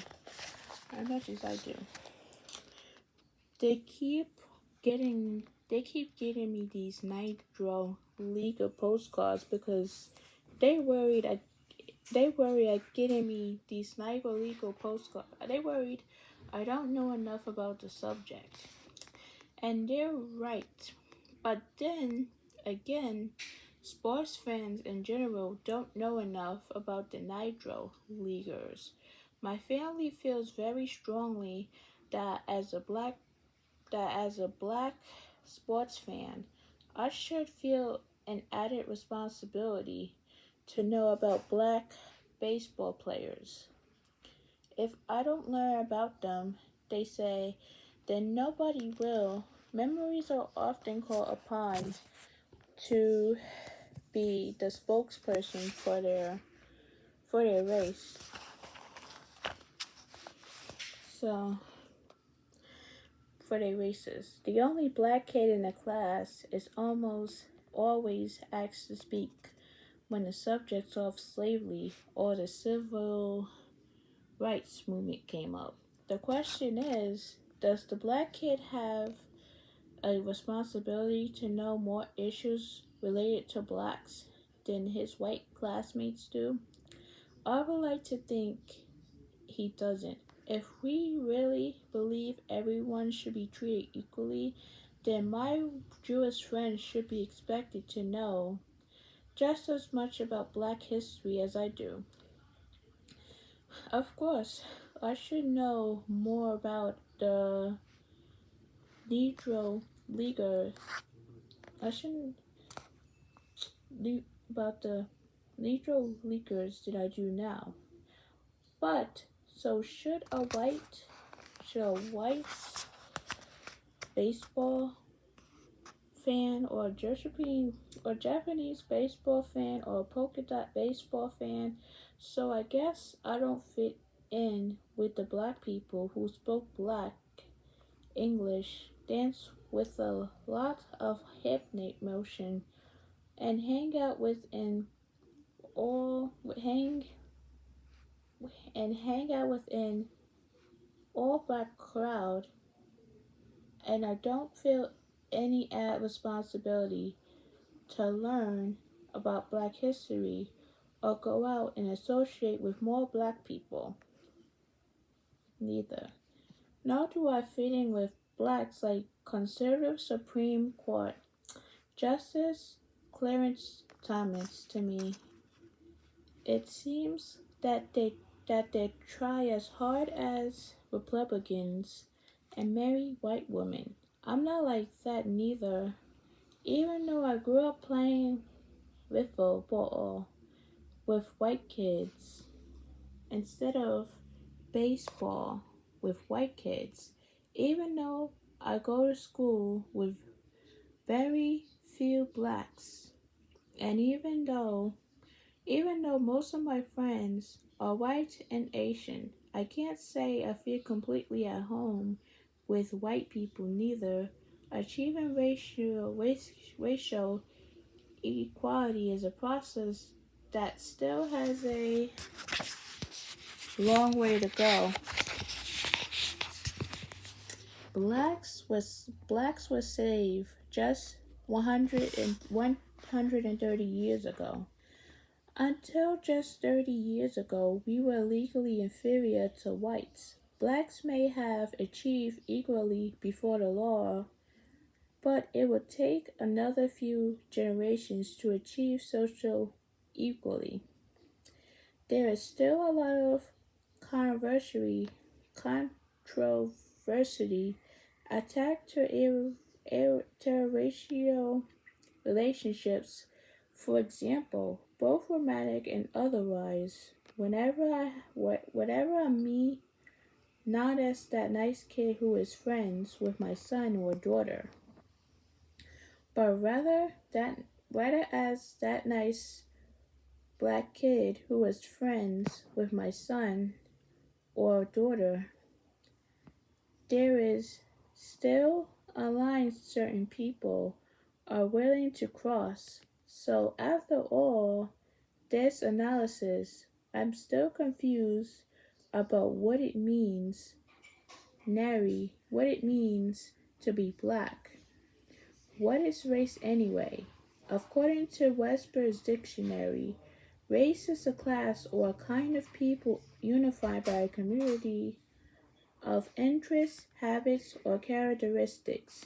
Well, anyone who's ever called me or any other black person white on the inside because we didn't fit their stereotype can look at that definition and clear victory. There it is, right in the dictionary. Dickens said, "Black is an attitude, not just a color." So, let's see. So by that definition, I'm not black at all, but I was black. The last found that Webster's has another definition for race, a division of sufficient to characterize it as a distinct human type. And in other words, race is based on one's physical appearance. Wait a minute, does that mean that a black person is anyone with dark skin, full lips, and a broad nose, and coarse hair? There are traits transmissible by a descent and distance to black people. But the second definition to be black means to have these physical characteristics. Speaking black English and dance well are not genetic, they are cultural and arise from blacks living isolated from other communities. Which definition is right? I would like to think it's the second. I would like to think race is nothing more than the color of your skin. But so like Martin Luther King said, we do not judge, we do not, like Martin Luther King was saying, like, we don't judge the color of our skin. But it's clearly, in most people's minds, it's not, it's more than that. But it's more than that. I feel distance from blacks because I am black, but don't act the part. And let's see, and I feel distance from whites because I act white, but don't look the part. As long as people expect me to act a certain way because of the way I look or to look a certain way, because the way I act, I will continue to be something of an outcast because I defied their prejudices. The reality is that I'm different from a stereotype. White kid from suburbia because no matter how I act, others will see me differently. Society has different expectations for black and white people and become uncomfortable if we differ from those expectations. Just ask anyone who's ever picked me for a game of 2-on-2 basketball just because I was black. So it was Jamel K. Green was 17 when he wrote this story. He later graduated from Harvard College and is now a reporter for Sports Illustrated. So have any people assumed something about you because of your race, gender, appearance, way of speaking, or other reasons? How hard was it for you to deal with their assumptions? Were they surprised when they found out more about you? Why do you think it's hard for people to accept behavior that's different from their own? So,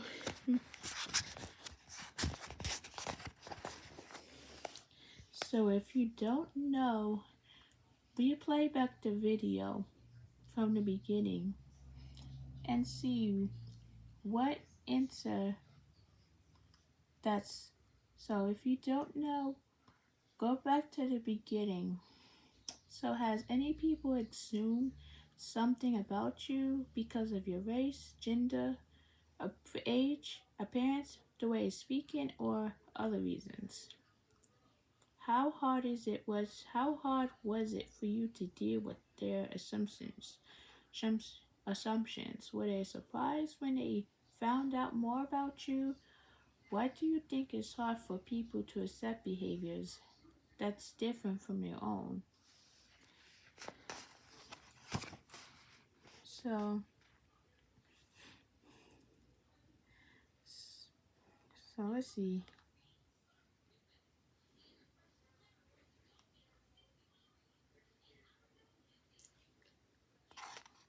So maybe we can say,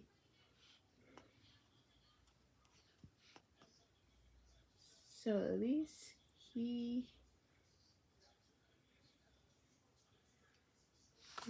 I don't know.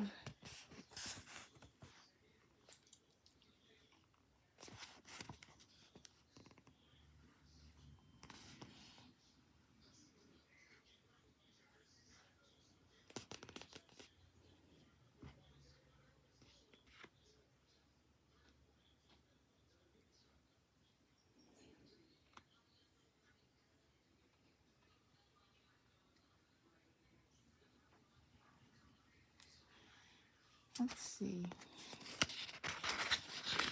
Maybe.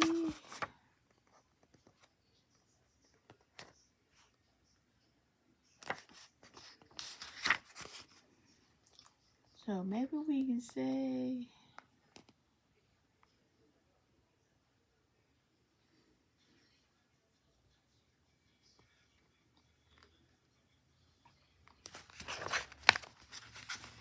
Wait, let's see, how hard is it? Oh.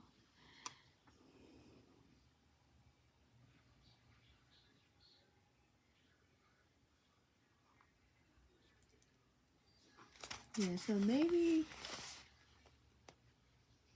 like, maybe some people are being racist because they be, or so maybe they just being racist. Or how hard was it for you to deal with these assumptions? It was it was a lot harder. Were they surprised when they found out more about you? Maybe. Or why do you think it's hard for people to accept behavior that's different that's different from their own? So that could be a little of a challenge. So let's go to the next page. Let's see. Independence, being your own person. So independence is being your own person and keeping an emotional distance between you and the pressures of family, friends, and circuit systems. The opposite of independence is doing things only get the approval of others or to avoid feelings alone or rejected. Independence is hard because it sometimes means breaking or limiting connections with people who are important to you. Independence helps you feel safe. So, independence helps you feel safe and know you can rely on yourself. Rely on yourself. So, independence is our second resilience. Means being your own person. Sometimes that means stepping back from the pressures you feel from people and situations. You then can make conscious, thoughtful decisions that about what you will and won't do. Independence requires that you look inward to see what's good and what and most important for you, and then look outward to see how you can get how to what how you can you folk get what you need. Independence is a resilience because it helps keeps you focused on what you want out of life. Becoming independent is hard work that never really ends. Sometimes you may make decisions you later regret because you want to be liked, or because it's easier to go along with your family and friends. But independence helps you see more clearly what decisions are best for you. You may know teens or who are willing to take the risk of being independent. Independence sometimes seems like a leap into the dark, but by staying apart from the group and staying true to your personal values, you'll learn to make good decisions. You feel safe in the knowing that you're not a pushover. You're an independent human being.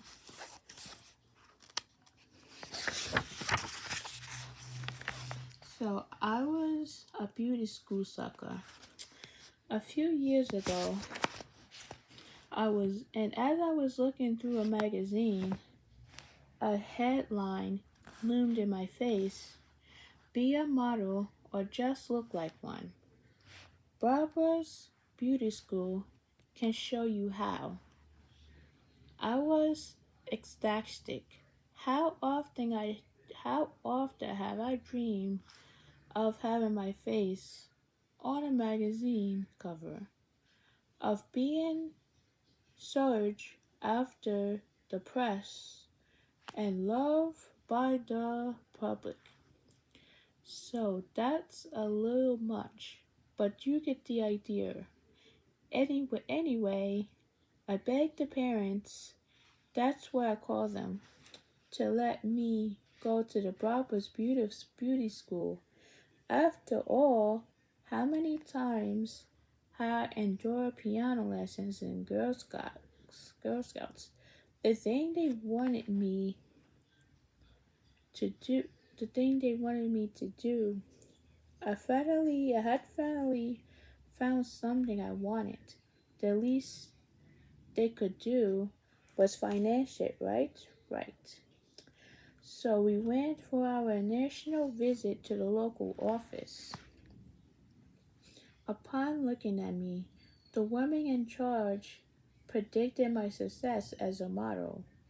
They even sweet talked my sister into joining as a kind of 2-for-1 deal. After a few weeks of training, the woman said my modeling success will be practically guaranteed. The parents, too, were so convinced that they didn't gamble about the $1,000 plus they kicked out. I guess they assumed we would make it all black. At the first section, my sister and I were equipped it with our methrin essential, a handbook, and a makeup brush kit. We had 3-hour-long classes every Saturday. They included they included makeup training, exercise class, and runaway modeling. So let's so so the makeup class were more like makeup disaster classes. Rather rather than telling us how to apply makeup according to our skin color, we're black, and the shape of our faces, they gave us a general analysis. In other words, we all put on the same makeup the same way. What happened to the national beauty of youth? Well, that's not the way at Bravo's beauty school. They seem to emphasize the more makeup, the better. Fully loaded up with makeup, we went on to a runaway modeling. When we modeled imaginary clothing, fur coats and other things we would never see. We were taught something called a model dance and shown how to go up and down steps. Then we did group modeling where we were paired off and make poses. I never seen runaway shows like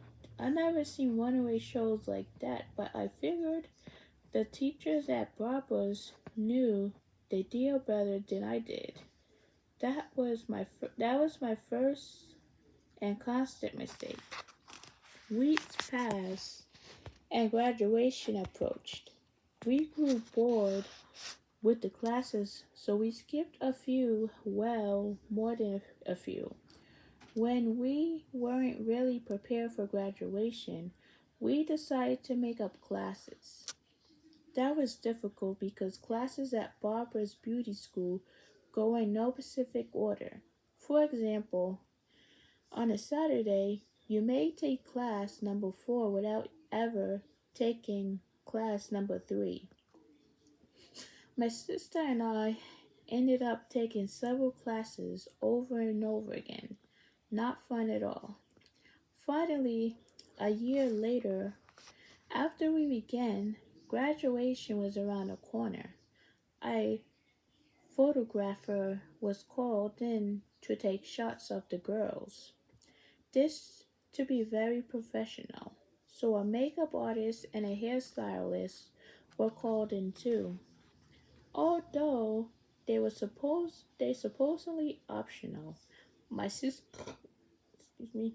My sister and I wanted to do our own makeup in here. We figured we knew what looked good, or at least we should after all this time and money. But my teacher assured me that their people were the very best. Then she commented that our hair and makeup hardly look professional. Recovering from that insult, we handed it over the additional $35 each, figuring once again that the teachers knew best. Big mistake number two. Big mistake number two. After posing a variety of outfits and makeup styles, I glanced in the mirror. My makeup and hair looked like something out of beauty school hell. First of all, my medium toned skin, with the help of tons of foundation, was at least 4 tones darker. Not to mention the lovely lines where my foundation and skin color didn't match.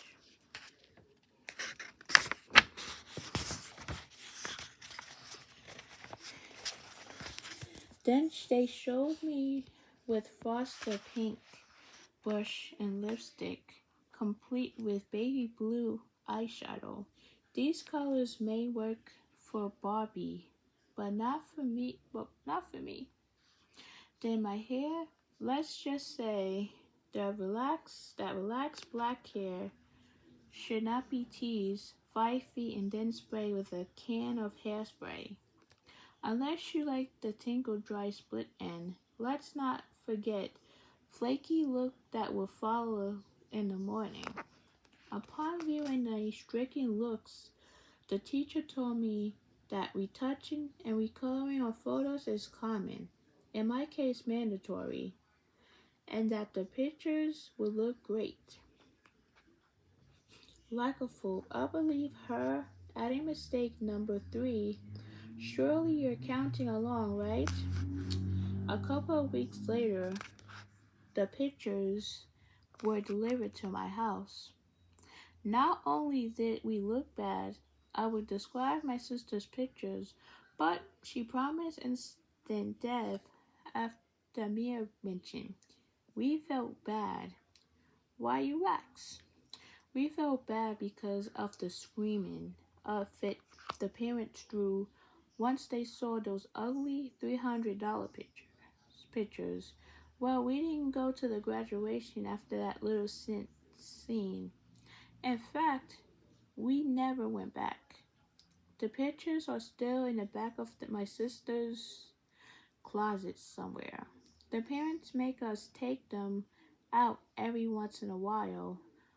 Whenever I would allow why they don't raise my allowance or why we never get gifts or have parties. One day on the train, this guy approached me and said, "You look like a model." Then he handed me his card. I ripped it to pieces in his face. I'm not sure. I don't have to tell you what company he was from. Tanya Leslie was 18 when she wrote this story. She went on to earn a master's degree in education from New York University and is now an editor for Scholastic.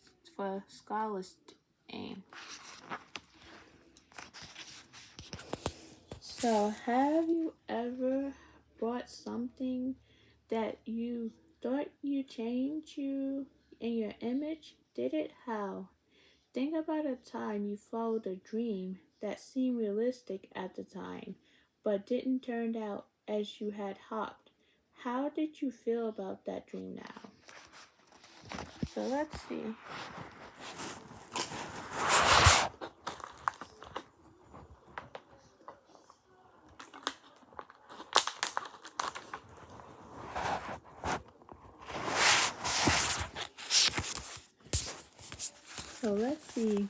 The girls went to the beauty school and they do hair and makeup and everything. So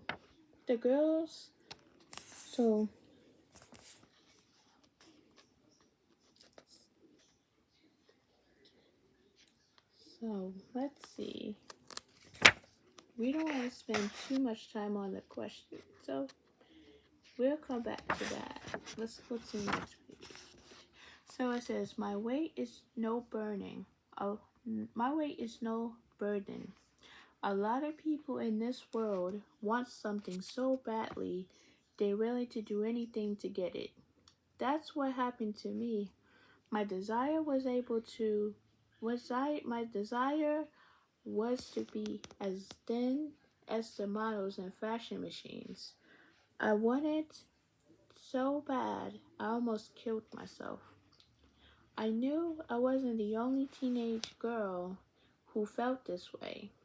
The thin is to be is but then is the way to be. I envisioned the slim models in their bikinis and tank tops, and I wanted to look just like them. When I was between 11 and 13 years old, I really didn't care too much about the way I looked. Always considered myself to be pleasantly plump, but when I started junior high school, I wanted to dress like a girl. Before that, I was always wore boys' clothes. Although it was time for me to show my feminine side. One day, I decided to go shopping for some school clothes. When I went to try on stuff, I had a little trouble fitting into the clothes I wanted. Even so, I bought them. I thought I am going on a diet, but that never happened.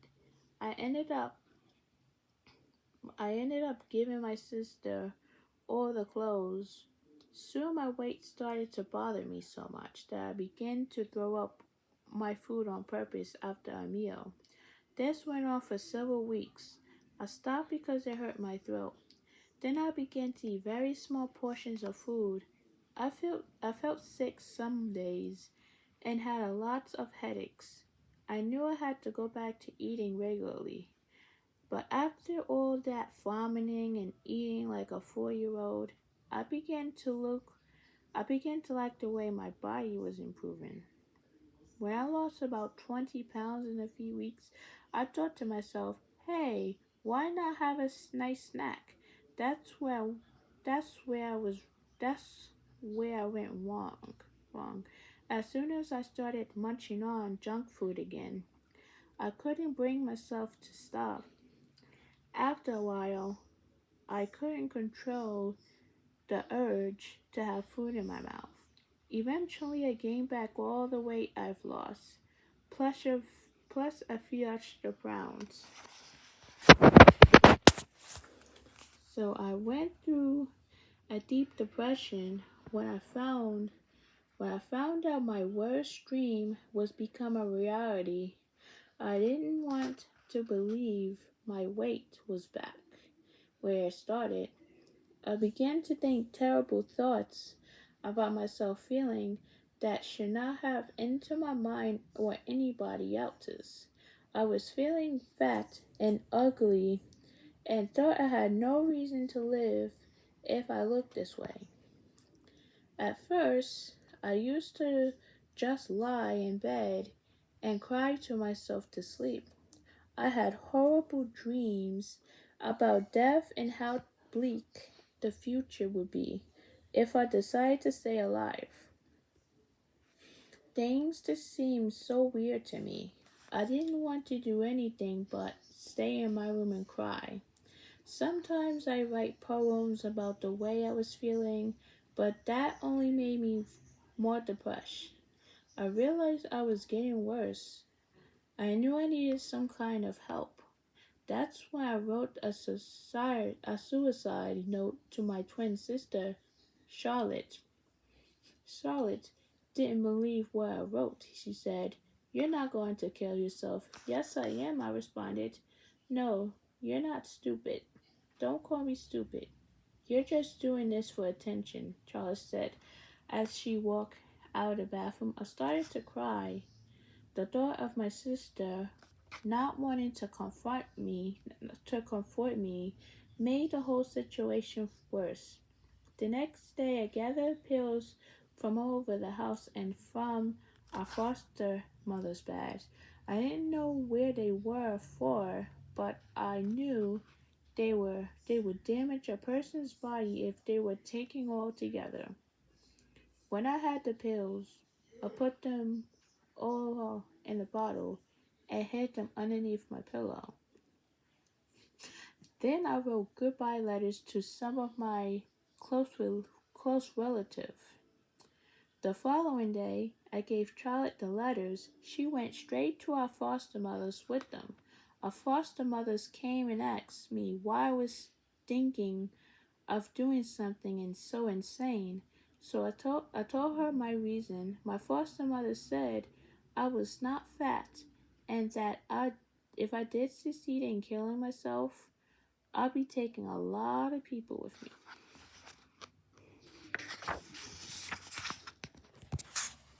But I hadn't been thinking about the people in my life.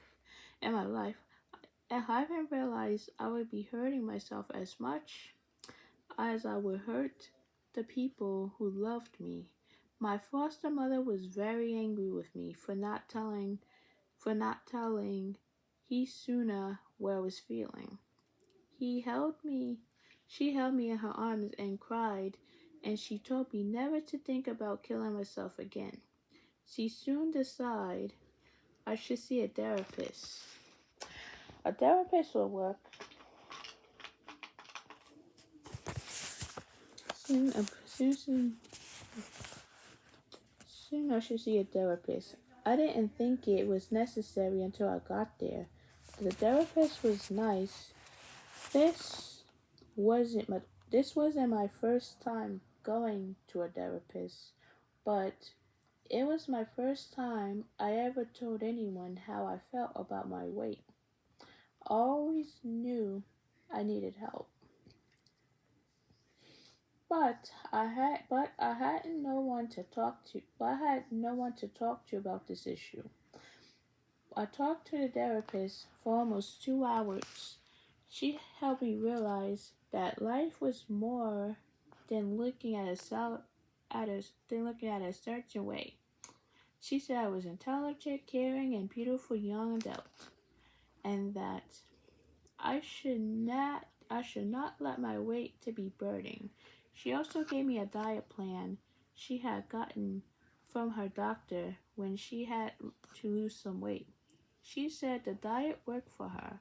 The confidence and self-esteem I received in that one section gave me the hope of being a size 12 I wanted to be. I haven't gotten there yet, but I'm working on it. I only saw that therapist once, and she had a big impact on the way I looked at myself. I still worry about my weight a lot, but not one day goes by without me thinking about how I look. But but now I don't take it to the extreme. But now I don't take it to the extreme of thinking about suicide. After sections with several therapists, I now know there's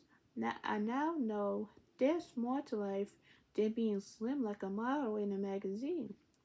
It would be nice to look that way, but it's also okay to have some meat on your bones.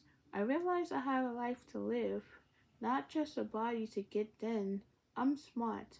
I know that with my good brain, I could be anything I want to be. Many young women worry about the way they look, from their hair down to their toenails. They're always trying to make themselves look more appealing. It's okay to think about your body and how you present yourself, but only to an extent. Young women should not make body imagine their first priority. Unless you want to become a model, you should be thinking about your education and your future career. Always trying to look good is not going to get you far in life. So, for you young women out there who think that being thin is all you need to get somewhere, try to apply this advice to yourselves. Having a slim body and pretty face are not enough to get you anywhere. I may not be model material, but I am still a nice looking person. I'm proud to be the way I am. I'm and I'm not going to let anyone tell me otherwise. So Charlene Johnson was 17 when she wrote this story. She is also the author of A Mother to My Mother's Children. So think about something you struggle to accept yourself. What helps you accept it? Think about a time you felt overwhelmed by a problem. What steps did you take to put the problem into perspective? So the first question says, think about something you struggle with, to accept about yourself. Maybe a diet, or probably maybe a diet, or maybe some people struggle with maybe some people struggle with let's see. So maybe some people struggle with,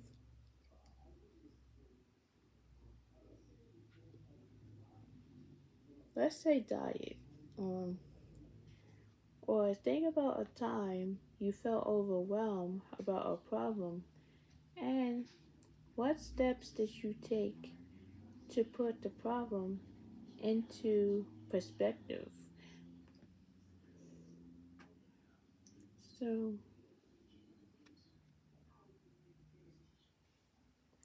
so, so let's say, so how about like getting the job done? Sometimes it gets overwhelming, but we can work together to get the job done. So that could be. So let's. So losing my friends to weed.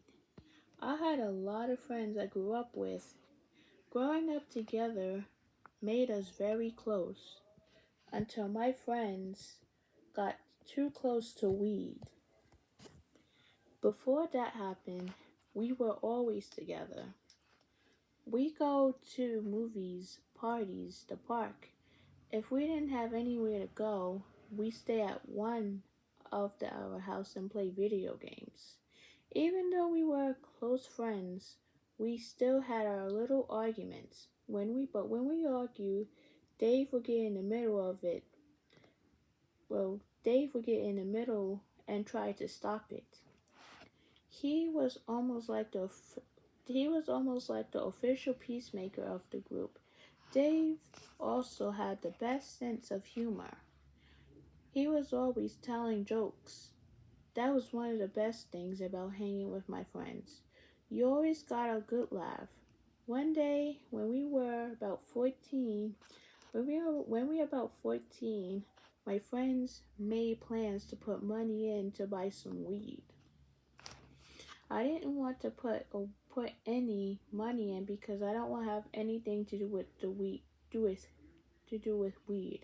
I thought if we don't put any money in, Dale said I can't smoke and I'll pretend to be disappointed. But they got enough with the weed. So if I don't put any money in, Dale said I can't smoke and I'll pretend to be disappointed with it and said I can't smoke anymore. Sometimes had to ride his bike 35 blocks to get the weed. So the thing people do for drugs, we were at the park when they started smoking. One person lit the blunt, took a puff, and passed it around. Uh, I was in total shock because I had reread and seen about drugs on television, and half they were right in front of me, and the blood was going through around. I thought to myself, what should I do? Should I say yes or no? I looked at how my friends were reacting after they smoked. Since it was their first time anyone coughed hard after they took a puff, I sat at the end of the line, hoping they would finish the blunt before it got to me, or that someone else would turn it down so it wouldn't be the only one who refused. Neither happened, and I found myself being handed a blunt. Child, yo. I don't want any. Take a puff, son. It's mad nice. If you don't smoke, you're a herb. If you can't be a mama's boy the rest of your life, I get so tempered that I actually took the blunt in my hand, but I knew it was a choice between smoking and keeping their friendship or not smoking and keeping my health. I came to my senses and just passes the blunt on. You really are a herb. You can't hang, mama's boy. When they finished smoking, they started acting like fools. They were hitting each other and cracking stupid jokes. Seeming the way they were hitting each other and cracking stupid, seeming the way they acted made me glad I didn't smoke. The next day, everyone was talking about how bad they felt in the morning. You would think that would make them come to their true come to their senses and stop. But they just started making plans to get more. My friends would have been smoking for a year now, and it's changed them. They always look like zombies. Their eyes are always red and halfway closed. They have bad tempers and they're always ready to fight. Especially Dave now has to be the baddest temper of their all. A few weeks ago, we were at the park playing basketball. Dave had the ball when I tried to steal it from him. I slapped his hand by accident. He got highly upset and started yelling at me. Why are you fouling me? It was an accident. I don't know what you're getting mad about anyways. Wait, I don't know what are you getting mad about anyways. I told him, it's all part of the game. If you can't deal with it, don't play. Dave tried to punch me, but he missed. The others held him back and calmed him down. This surprised me because Dave was always the peacemaker before he began to smoke pot. My friend and I used to play against other blacks in basketball. It always started. I didn't hear about a game for a while, but I didn't worry. I, for, I figured my friends would tell me when they were playing. Then one day I called Dave to see what he was doing, and his mother picked up.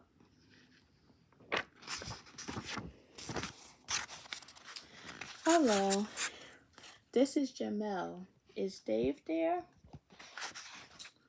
No, he isn't, Jamel. He went to the park about half an hour ago. When I got to the park, I saw them just finishing playing another, playing another, playing another, another team. I got upset. I always started, and now because I didn't smoke weed and they didn't even bother to call me, but by the way, they lost. Not being close to my friends like I used to makes me think to myself, maybe I should smoke it just one time. What's the worst thing that could happen to me? Then I remember the way they act that day in the park, and I just forget about it. You might be wondering why I don't stop trying to stay close to them, why I don't make new friends. But it isn't so easy to lose friends you've grown up with. I keep trying to talk them out of smoking because I don't want that stuff to make them sick. But they just laugh as if I'm stupid and tell me to mind my own business. I wish our friendship could go back to the way it was before, but I don't think there's any chance of that happening while they keep smoking. I used to think they were true friends, but now it was just a game. If my smoking is the reason, if my not smoking is the reason I've lost my friends, then I've been cheated. It's hard to believe that the difference between friends and no friends comes from one little blunt. Jamal A. Salter was 16 when he wrote this story. So it says, think of a time when you went along with the crowd, even though you didn't want to. How do you feel about the incident now? Think of a time when you stayed independent and didn't go with the crowd. How do you feel about the incident? How did you feel? How did you feel about the incident now?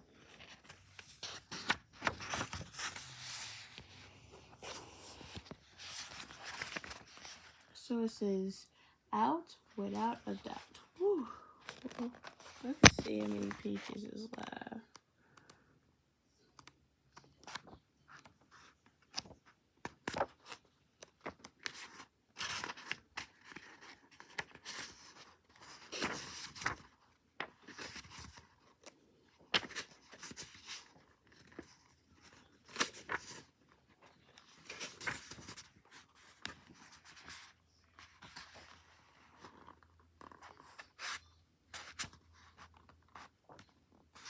So now, out without a doubt. Growing up, I always believed negative stereotypes about the gays and the lesbians. These stereotypes put me down homosexual and gave me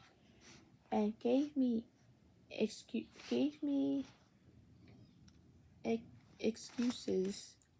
Well, gave me an excuse not to educate myself about them. But when I got older, I learned I learned that the only person I was dodging was myself. When I was 12, I always act macro and doggos and gays, so my boys wouldn't think that I was a fagot.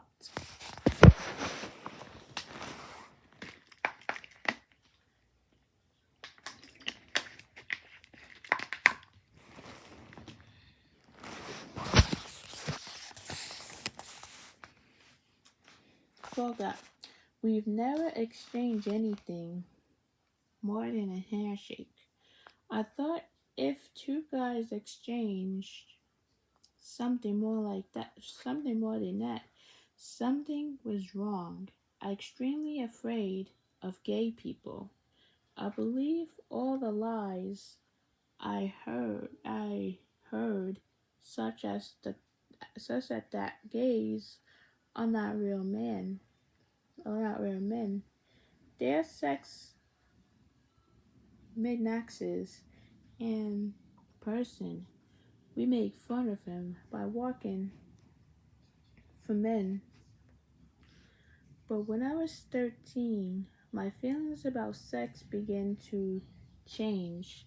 For example, I once found myself looking at another guy and saying, damn, he's cute. When this happened, I tried telling myself it was wrong. I ignored my feelings and they went away. At least I thought they did. When I was 14, the feelings came back stronger. I thought it was just a phrase, so I continued dating girls and putting down gays. True. At the same time, though, I was scooping out other men. I still believe there was no way I could be gay. After all, I didn't act like it. It was still until I moved into my group home that I had my eyes opened. I was now 15 and still afraid of gays. When I first moved in, I knew there were gays there, but I've never expected to have one as my roommate because I had allowed myself to fall for months about gays. I was extremely insecure about having a gay roommate. I wouldn't change my clothes in front of Mike. I began to sleep more in more than just my boxers, and I never walked around in just a towel. Am I scared that Mike might try to hit on me or give me a surprise wake up call in the middle of the night and make me less of a man? So this insecurity didn't last too long. I began to get to know Mike for who he was, not for where he was. I found out that we liked the same music and love going clubbing. I didn't feel like I had to prove something to get his respect. But when Mike asked me if I was straight or gay, I lied. I told him I was straight. But I had a couple of, what's this word, gay friends. The reality was that I was faking the funk. And I knew I had feelings for guys, but I didn't want to come out with that. I was afraid of being put down. I didn't want to put people to think I was a sissy, but at the same time I felt miserable. I felt I was sacrificing being happy for my reputations. After getting to know Mike better, I felt a little more comfortable with my sexuality. I didn't have to put up a front when I was with him. I grew jealous of Mike because he didn't care about what people thought of him. His motto was, "You get what you give." I wanted to be like him, out without a doubt. I didn't want to live my life in a closet. As much as I wanted to come out and be free, I still had a hard time accepting the fact that I was gay. I couldn't picture myself sleeping with another guy. I had always believed that straight men had to act masculine, play sports, and lie about the women they had sex with. They didn't have sex with each other. If a guy was gay, then he had to be extremely flashy and flamboyant with feminine and listen to Madonna all day. For some reason, Mike didn't seem to fit any of the stereotypes I had. He was feminine, and he hated Madonna. Then it hit me. I realized I had prejudices about gays and lesbians, and that until I was able to free myself from them, I couldn't accept myself. Mike really opened my eyes and mind. I saw that I didn't have to be feminine to come out of the closet. After about 3 weeks, I decided I was ready to lock all the locks. So I called Mike into the bedroom and said there was something I had to tell him. I was a nerve wrack. I had sweaty palms and shaky knives and a dry mouth. He saw how nervous I was and immediately closed the door and asked me what was the matter. Mike, I want to tell you something. Please do not tell anybody yet, okay?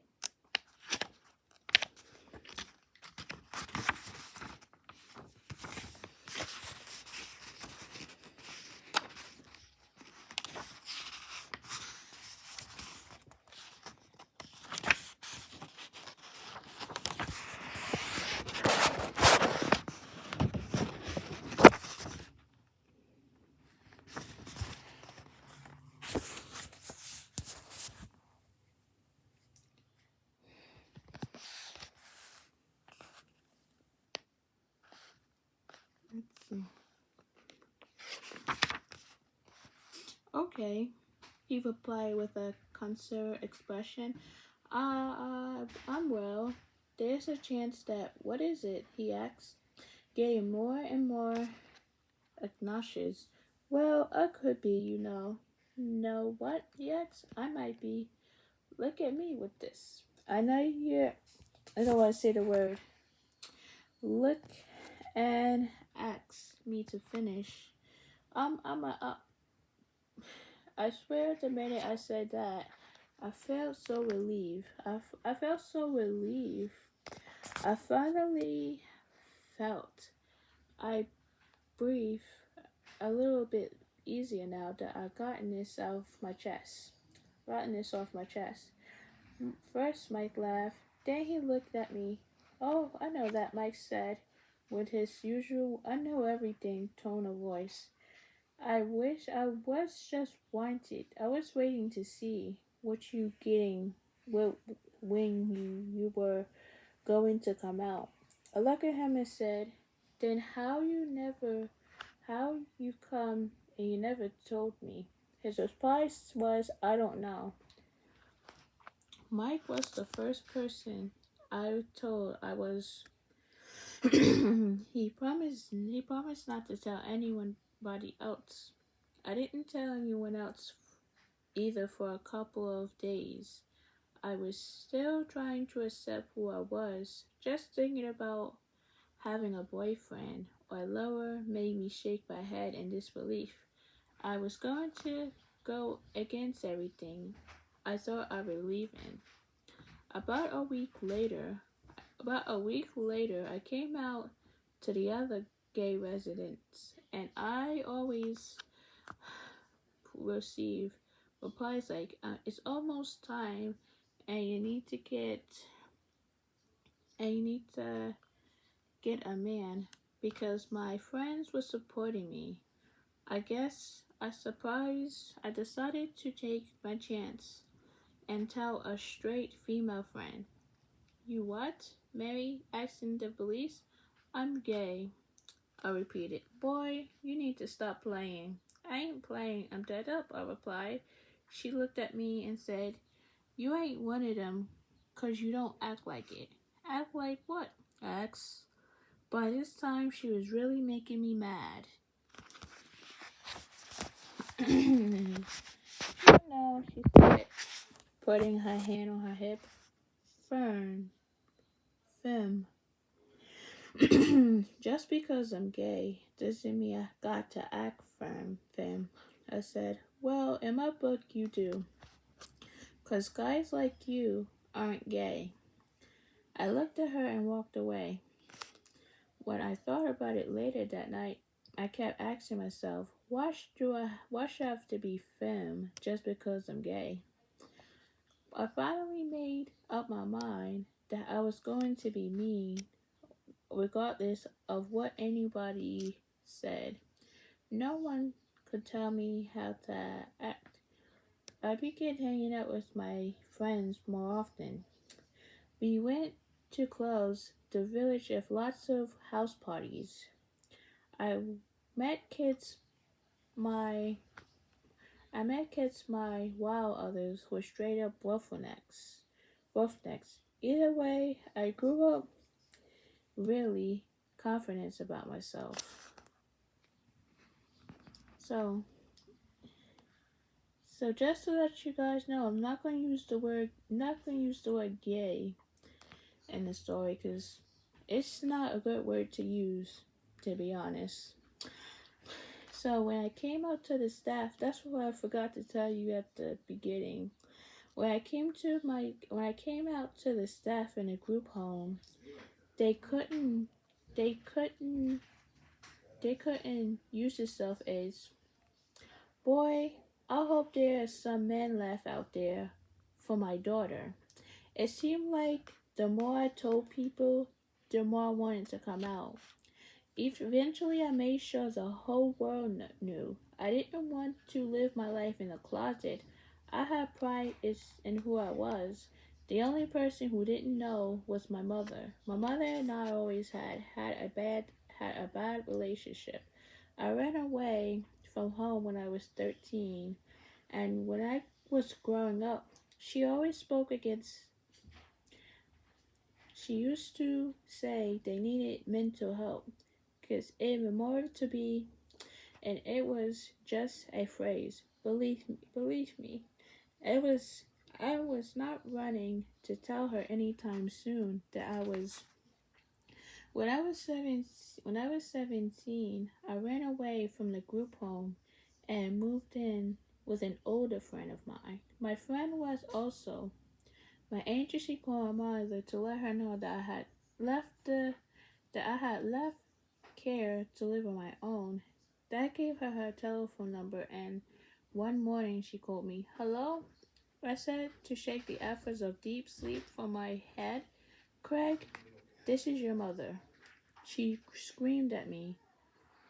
Do you know what you're doing? She asked. Her voice higher than it was before.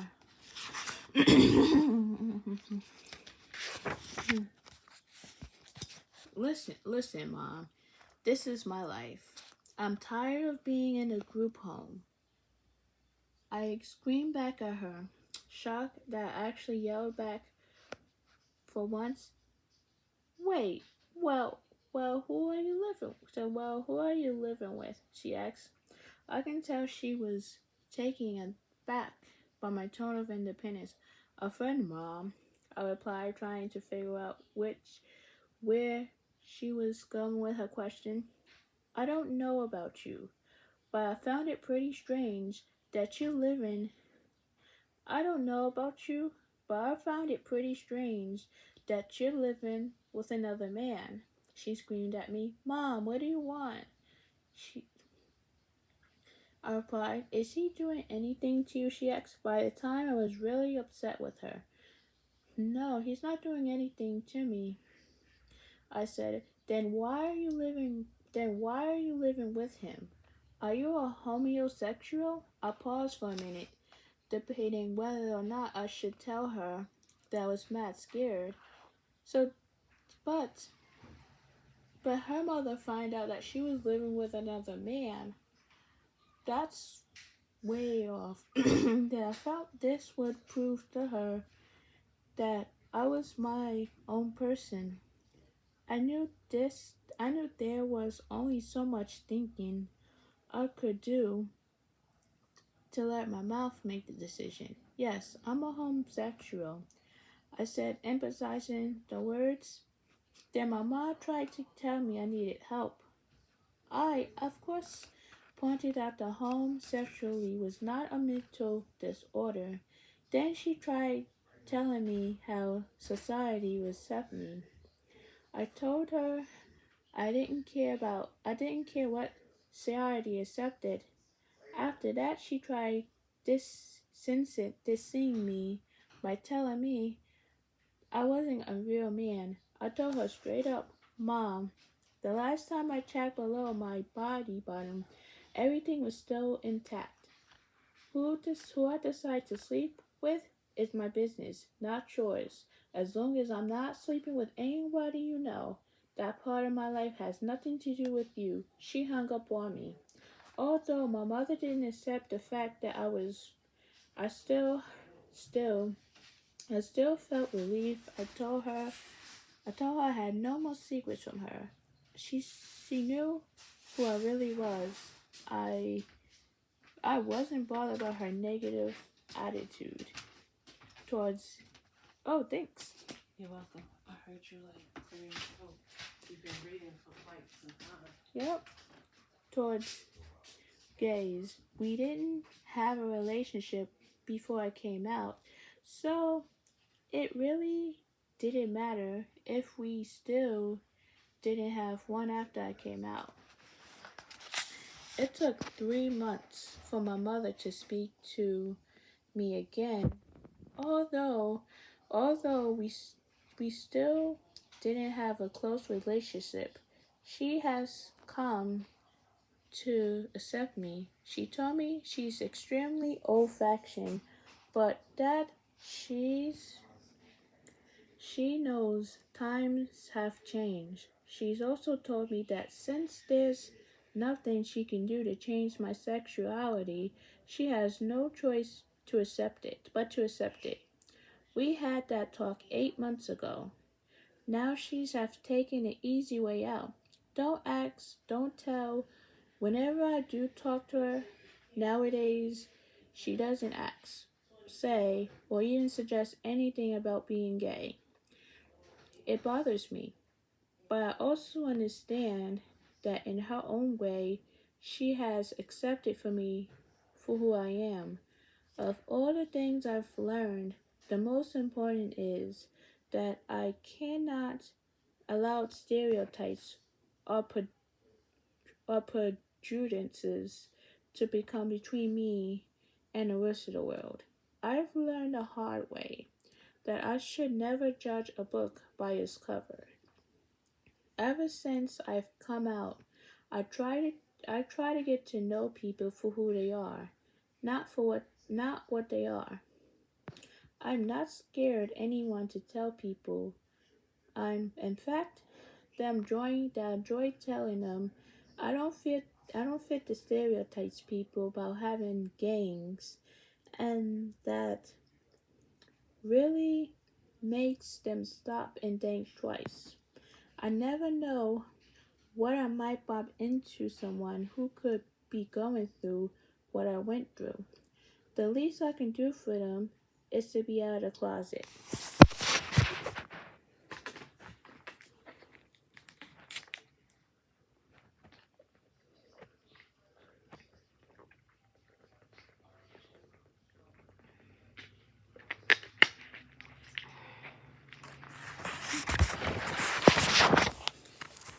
So, Craig G. Jeffrey was 17 when he wrote this story.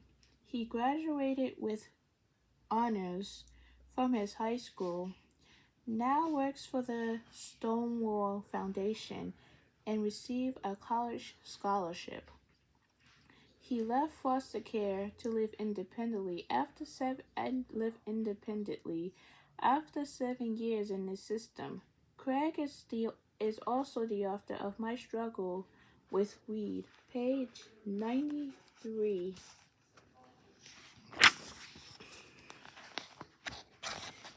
So, have you ever hidden your truck? Have you ever hidden your true identity or feeling because of what others might think? What did that feeling? What did that feel like?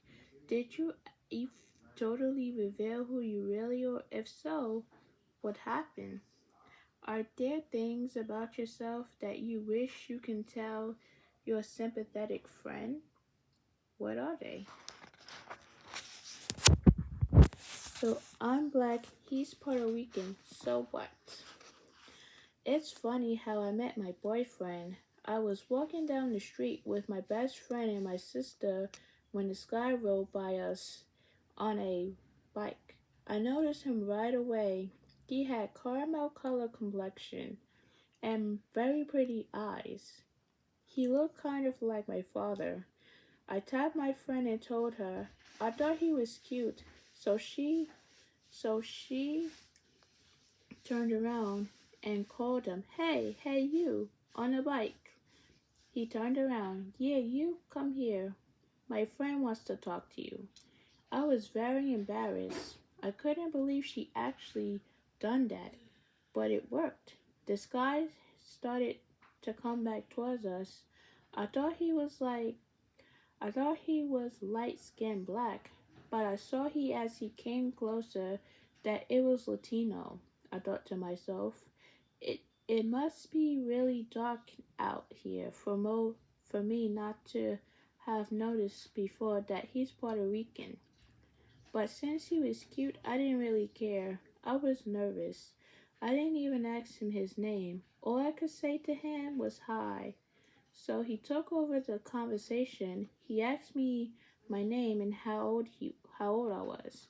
We talked for a few minutes and then he asked me for my number. I didn't want to give it to a guy I didn't know, but I took his. He gave me the paper. I looked down at it and it said Johnny. Johnny, I thought. What kind of name is that? It was so plain.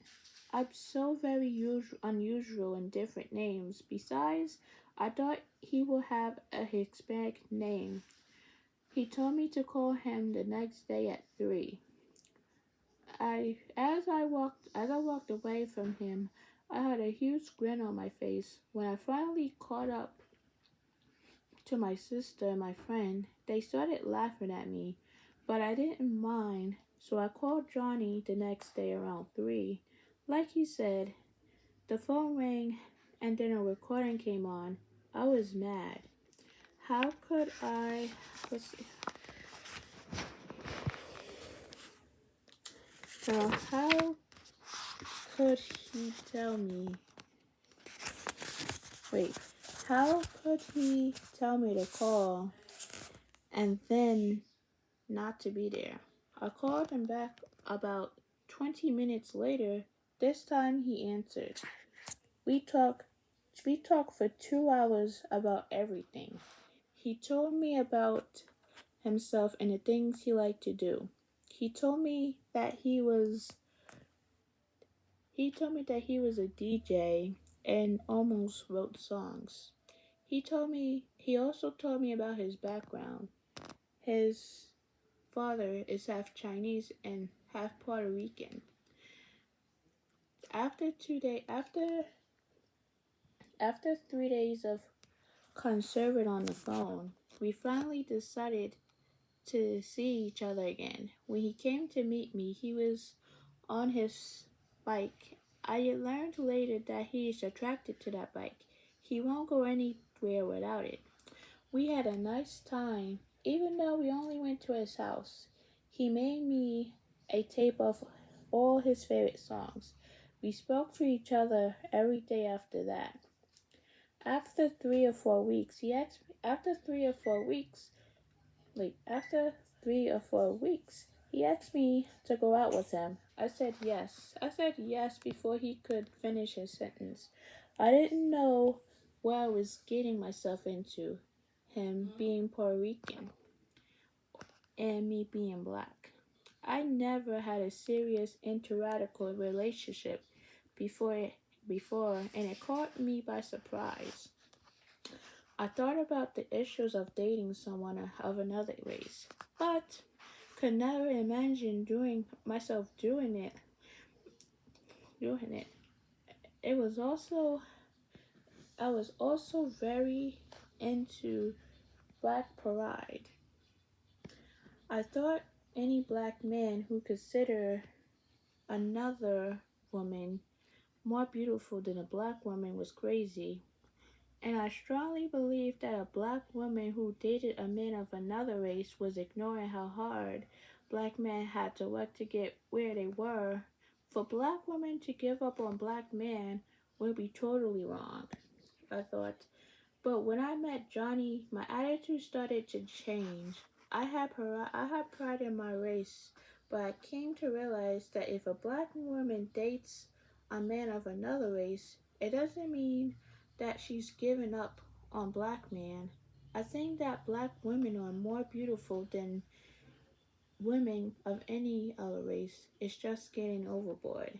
I had to admit that the fact that Johnny isn't black is one of the reasons I started liking him so much. I thought it would be different to date someone who wasn't black. I was so excited to learn more about him and his background, culture, and beliefs. I wanted to see the world from his perspective. I even found myself trying to learn Spanish. At first, it was hard to look at him and not to see his color, but I got to know him. I found Johnny to be no different any than any black males I have known, except that he's Puerto Rican and speaks Spanish.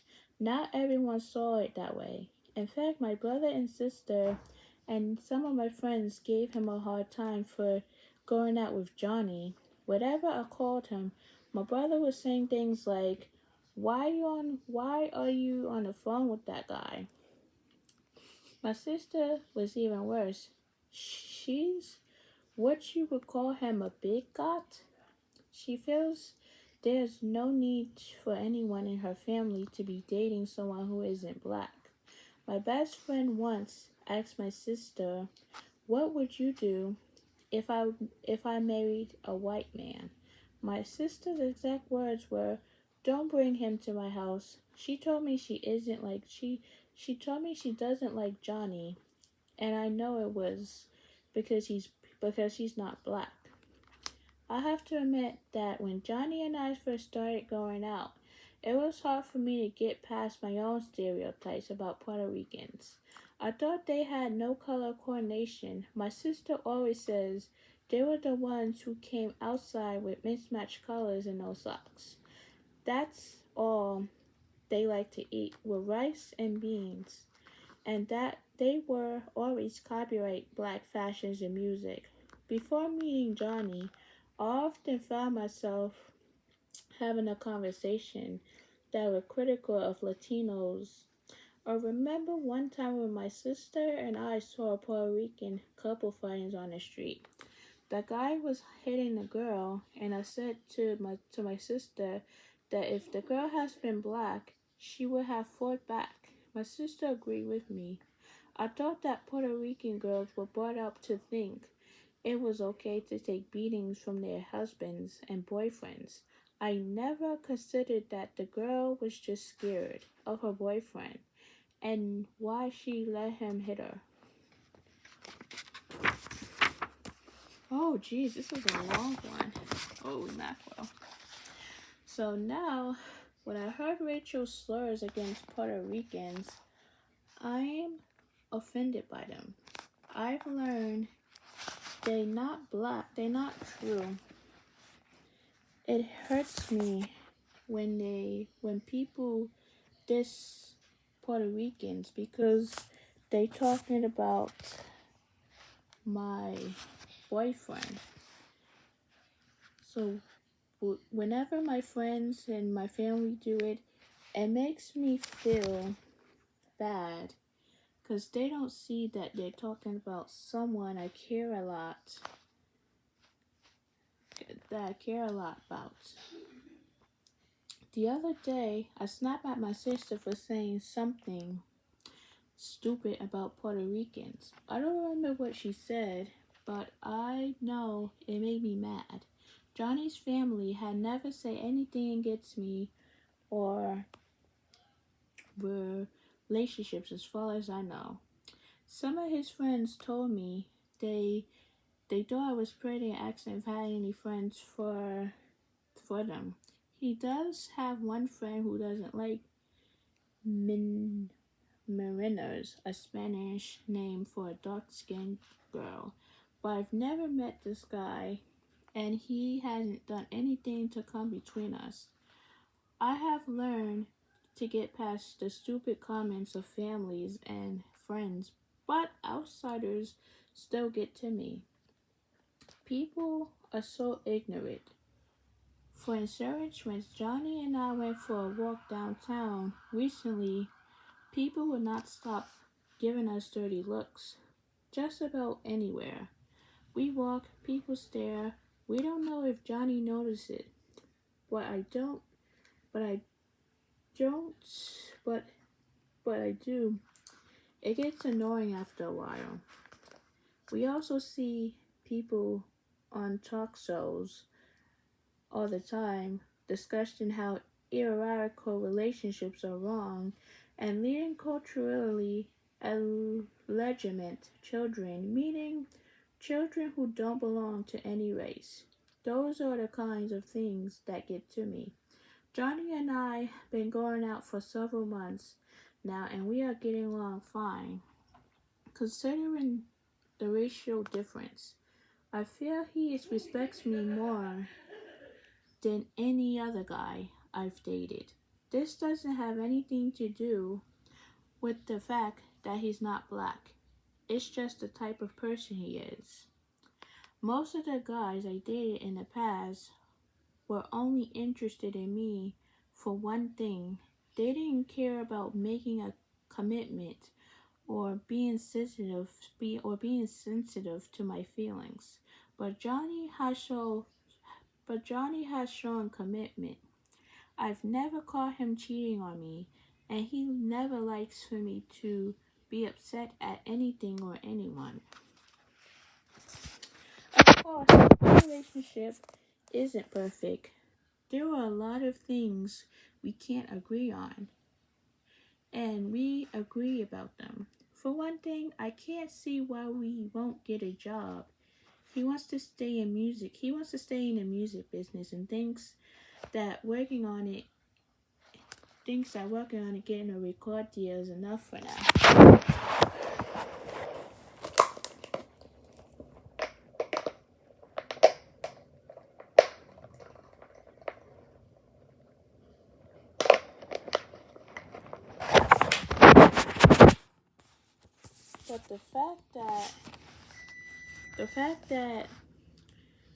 But the fact that we are racially different doesn't bother us.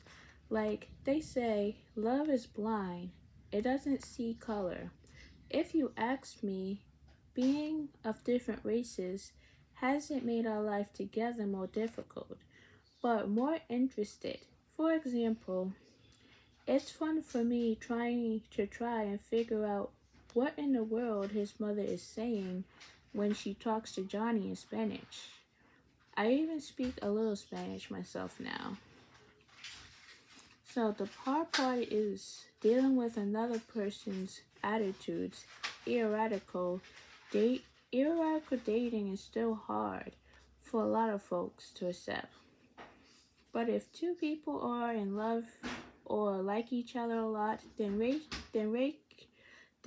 racial or ethnic differences will not wreck the relationship. Since I'm happy, I can put up with being called a morena by Johnny's friends. I can stand having problems telling me I'm in love with the wrong person.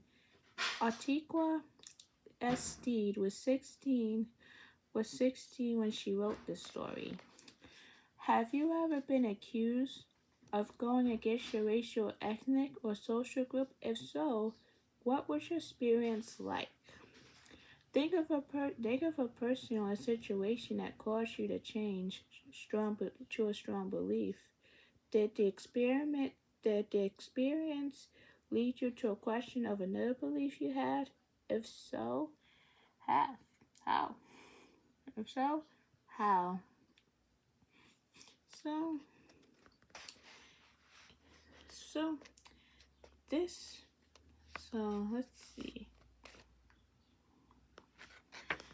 So we're gonna stop here for now. So this is part 1 for our book. So tomorrow I'm going to read connecting with people who matter. So I'm gonna take a break from reading this book, and I hope you enjoyed this video. So at least any other so at least so relationship connecting people who matter. So I'm gonna stop there for now. and we'll get to this part tomorrow. So I hope you enjoyed this video. Thank you so much. So any questions or any concerns about this book, about this part of the book, you can leave it in the comment section. Subscribe, like, comment. Thank you very much. So thanks for watching.